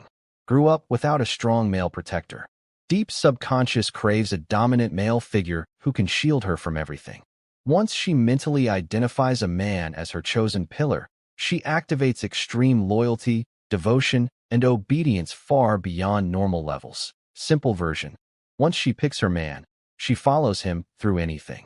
Wild horses couldn't drag her away. I stood there in the dark elevator, one hand still resting where it definitely shouldn't be, reading blue holographic text floating in. My vision and thought. So that's the hidden attribute. The Ice Queen exterior was just armor built by a fatherless girl who'd been fighting alone her whole life. Underneath it all, she wasn't looking for an equal partner. She was looking for a fortress. Someone strong enough that she could finally stop being strong. And I'd just passed whatever invisible checkpoint her subconscious had set up. 30%. Hidden trait unlocked. We were cooking. The system panel was floating in front of my eyes, spelling it out plain as day. Husband as absolute authority. This Ice Queen, the girl who made rich boys' flowers wilt with a single glare, secretly wanted nothing more than a man strong enough to take the wheel completely. Once she locked onto her target, she'd transform into the most devoted wife from an ancient dynasty. Couldn't drag her away with a truck. I smiled in the dark. This hidden attribute was even better than I'd hoped. The lights flickered back on. The elevator hummed back to life. Chang'e launched herself out of my arms like a startled cat whose tail got stepped on, frantically smoothing out every wrinkle I'd put in her clothes. My phone exploded with buzzing. Some woman named Shunzi, apparently the new dedicated property manager for the penthouse floor, calling to grovel about the elevator malfunction with the most carefully rehearsed apology speech I'd ever heard. "We sincerely apologize for the oversight, Mr. Su. I'd like to bring a small gift and apologize in person. I was way too busy watching Changa's face cycle through 17 shades of red to care about property management politics. Deal with it tomorrow. Nobody knocks on my door tonight." Click. The elevator dinged open. Changa practically flew out like someone had fired her from a cannon. She needed something, anything, to keep her hands busy and her brain from replaying the last 10 minutes. She made it about 2 steps toward the shoe cabinet before I kicked the front door shut behind us, grabbed her, spun her around, and pinned her against the marble wall. One hand under her chin, head down, lips on hers. No warning, no asking, no mercy. She raised her fists and thumped my chest twice. The resistance of an angry butterfly. Within 15 seconds her legs were shaking so badly she had to grab fistfuls of my shirt hem just to stay vertical. She was hanging on like a drowning person clutching driftwood while I absolutely demolished whatever remained of her composure. The temperature in the entryway skyrocketed. My free hand found the bottom edge of her cheap, slightly pilled knit top and slipped underneath. Fingers traveled up the smooth terrain of her back, found the row of metal clasps, and flicked them open with one practiced motion. A quiet sound of fabric releasing. The last line of defense gone. The knit top, suddenly unsupported, slid down her rounded shoulders to her elbows. An avalanche of white. I was ready to continue this very thorough investigation when my eyes stopped mid-descent. Under the warm glow of the entryway sensor light, across skin that should have been flawless porcelain, there were bruises. Dark, ugly, purple-red welts running from her shoulders down past her collarbone. The underwear marks. Still there. Still angry. Every ounce of playful heat in my eyes evaporated instantly. Something I didn't expect rose up instead, genuine irritation. Not at her. At the situation. At the fact that this girl had been walking around in pain all day, smiling through it, pretending everything was fine, because she couldn't afford underwear that actually fit. I stepped back, looked at her, face flushed from oxygen deprivation, eyes glistening, completely lost and confused about why I'd suddenly stopped. I didn't explain, just grabbed her wrist, pulled her to the living room sofa, and pushed her shoulders down until she sat. Then I went to the storage room, dug through the medical kit until I found a tube of bruise ointment, and came back. I squeezed some onto my finger. Didn't crack a single joke. Just leaned in close and started carefully applying it to those angry marks. The ointment was freezing cold. My fingers were warm. The contrast made her flinch. Her thin shoulders trembled. I lightened my touch even more, working the medicine in small circles, letting body heat push it into the skin. The problem was that some of those marks traced along her collarbone and continued downward toward territory that required very careful navigation. My calloused fingertips inevitably brushed the edge of a zone that sent a visible electric current through her entire body. She bit her lip hard. Those wet, shimmering eyes stared straight at me while I worked. Then she asked the question she'd been choking on all night. Her voice came out cracked and small. "Do you think I'm the kind of woman who lets anyone touch her as long as they pay?" I didn't even look up. Instead, I curled my medicine-smeared finger and flicked her right in the middle of her forehead. A perfect forehead flick. Thonk. Crystal clear in the silent living room. She slapped both hands over her forehead, and the tears she'd been barely holding back almost broke free from the sheer surprise pain. I grabbed a wet wipe from the coffee table and slowly cleaned the ointment off my hands. Looked at her. Forehead clutched, eyes overflowing. The most pathetically adorable expression known to humankind. "Stop writing yourself into some tragic drama. If I actually thought you were easy, you wouldn't be sitting on this couch getting medical treatment right now. You'd be on your knees on that carpet working." She froze. Hand still on her forehead. Brain buffering. That sentence was crude, unfiltered, completely inappropriate by any normal standard of human communication. And it was exactly what she needed to hear. Because buried in that rough, ridiculous, zero-elegance statement was a truth so blunt it couldn't be faked. I didn't see her as cheap. I didn't see her as a transaction. If I did, tonight would look very different. She watched me put the medical kit away. Her eyes were completely red now. But the tears weren't from sadness or the forehead flick. For the first time in her life, Someone had given her something she'd never known she was starving for. Safety. The feeling of a wall at her back that wasn't cold marble, but warm and solid and completely unshakable. A man who could pin her against a wall 1 minute and gently apply medicine to her bruises the next. Who could be crude and gentle in the same breath without either one being fake. She sat on that sofa, holding her stinging forehead, and felt her last inner wall quietly crumble to dust. Chang'e practically launched herself off the sofa and started stress cleaning. Grabbed my clothes off the Persian carpet, knelt down, and began smoothing every wrinkle with surgical precision. Full traditional housewife mode activated. The hidden attribute was running at maximum power, and I hadn't even asked her to do anything. My phone buzzed on the coffee table. I glanced at it lazily. Banksia, are you free soon? I just learned a shoulder massage technique. Want to be my practice dummy? I raised an eyebrow. The little punching bag was making moves at midnight. Her mom's coaching was working fast. I didn't reply, though. The woman currently kneeling on my carpet was higher priority. I walked over, bent down behind Chang'e, wrapped both arms around her waist, and pulled her into my chest. Her hands froze mid-fold, shirt suspended in the air. My chest was pressed flat against her back. She could feel my heartbeat. I could feel hers going absolutely berserk. Then the dam broke. She started crying. Not delicate, pretty crying. Big, heavy, ugly cry, tears soaking into my carpet. And she started talking. Everything came flooding out. Her dad dying when she was little. Her mom's constant illness. The medications. The inability to work. How she'd been grinding through part-time jobs since she was old enough to hold a mop. Her parasitic aunt and uncle who'd stolen her father's accident compensation and never returned a penny. Who kept showing up to harass her family. Who were trying to steal the old house's land. That's why I took that companion app job that night, she said, voice cracking. We literally had nothing left. She looked up at me, searching my face for. What? Pity? Disgust? Judgment?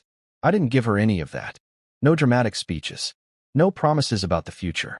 I just put my hand on her head and ruffled her hair like she was a stressed-out puppy. That's it. That's what's been eating you. My voice was deliberately casual, like she'd just told me the cafeteria ran out of rice. I tilted her chin up with one finger. Your family drama doesn't even register on my radar. Sky falls down. Your sugar daddy's standing right here holding it up. The stupidest, most inappropriate, most grammatically offensive sentence I could have possibly constructed. And it worked better than 1,000 love poems. She looked up at me with red, soaking eyes, and kissed me. She kissed me. First time she'd ever initiated. A salty, tear-flavored, completely surrendered kiss.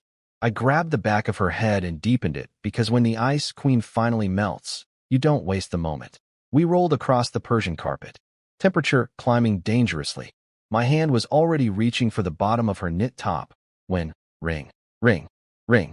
The most violently mood-destroying phone call in the history of telecommunications. Chang'e scrambled out of my arms like a grenade went off. It was her sister Xiaoxi.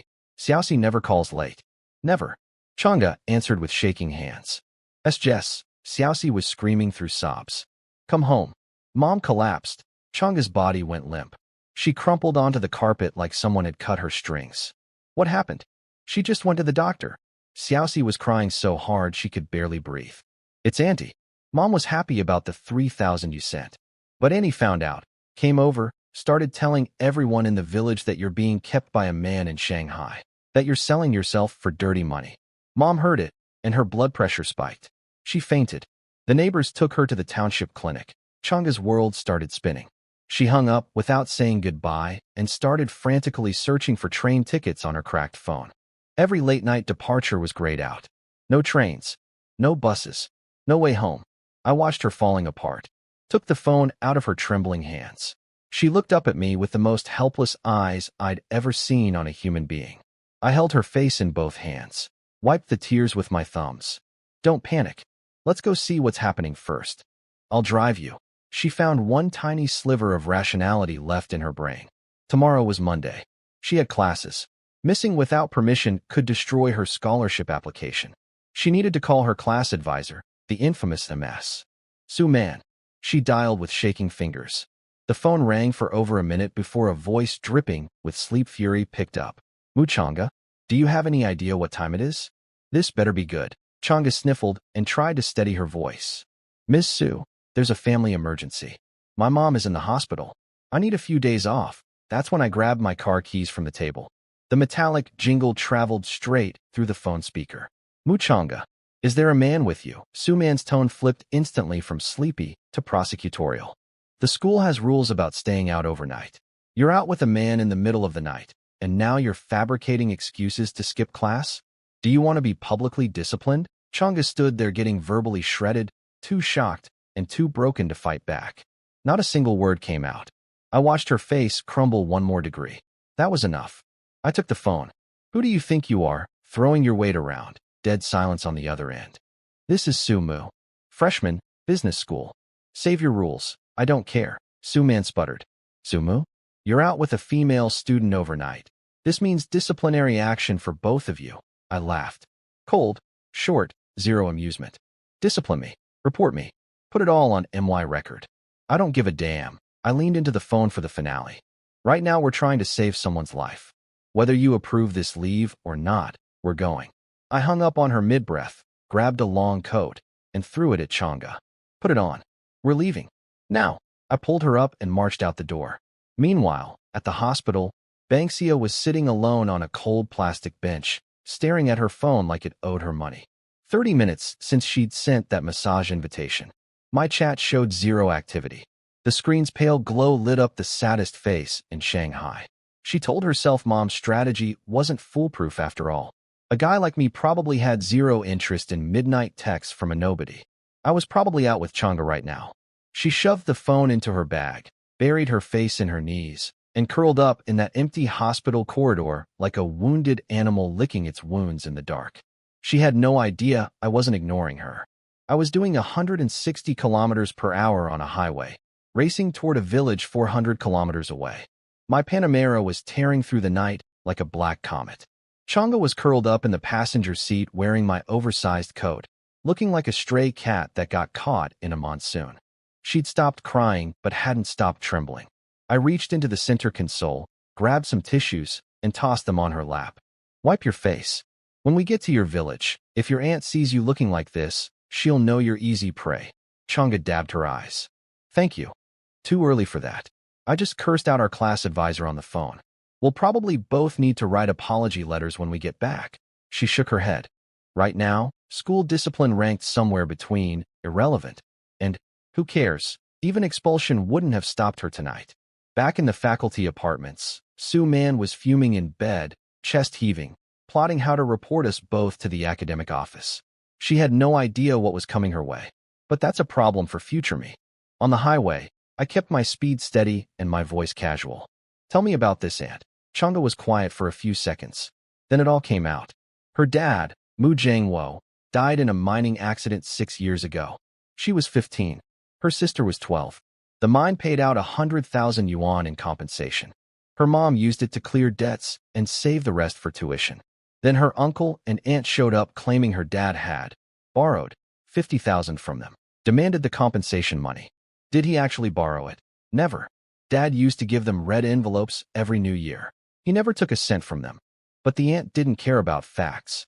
She stood at the village entrance telling everyone that Changa's mom had stolen their money, that a widow and 2 orphans were bullying honest people. Then they spotted the real prize, the family's land. 1/2 acre of residential plot, front and backyard combined.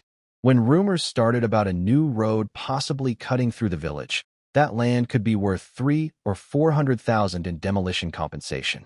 That's when the aunt went completely feral.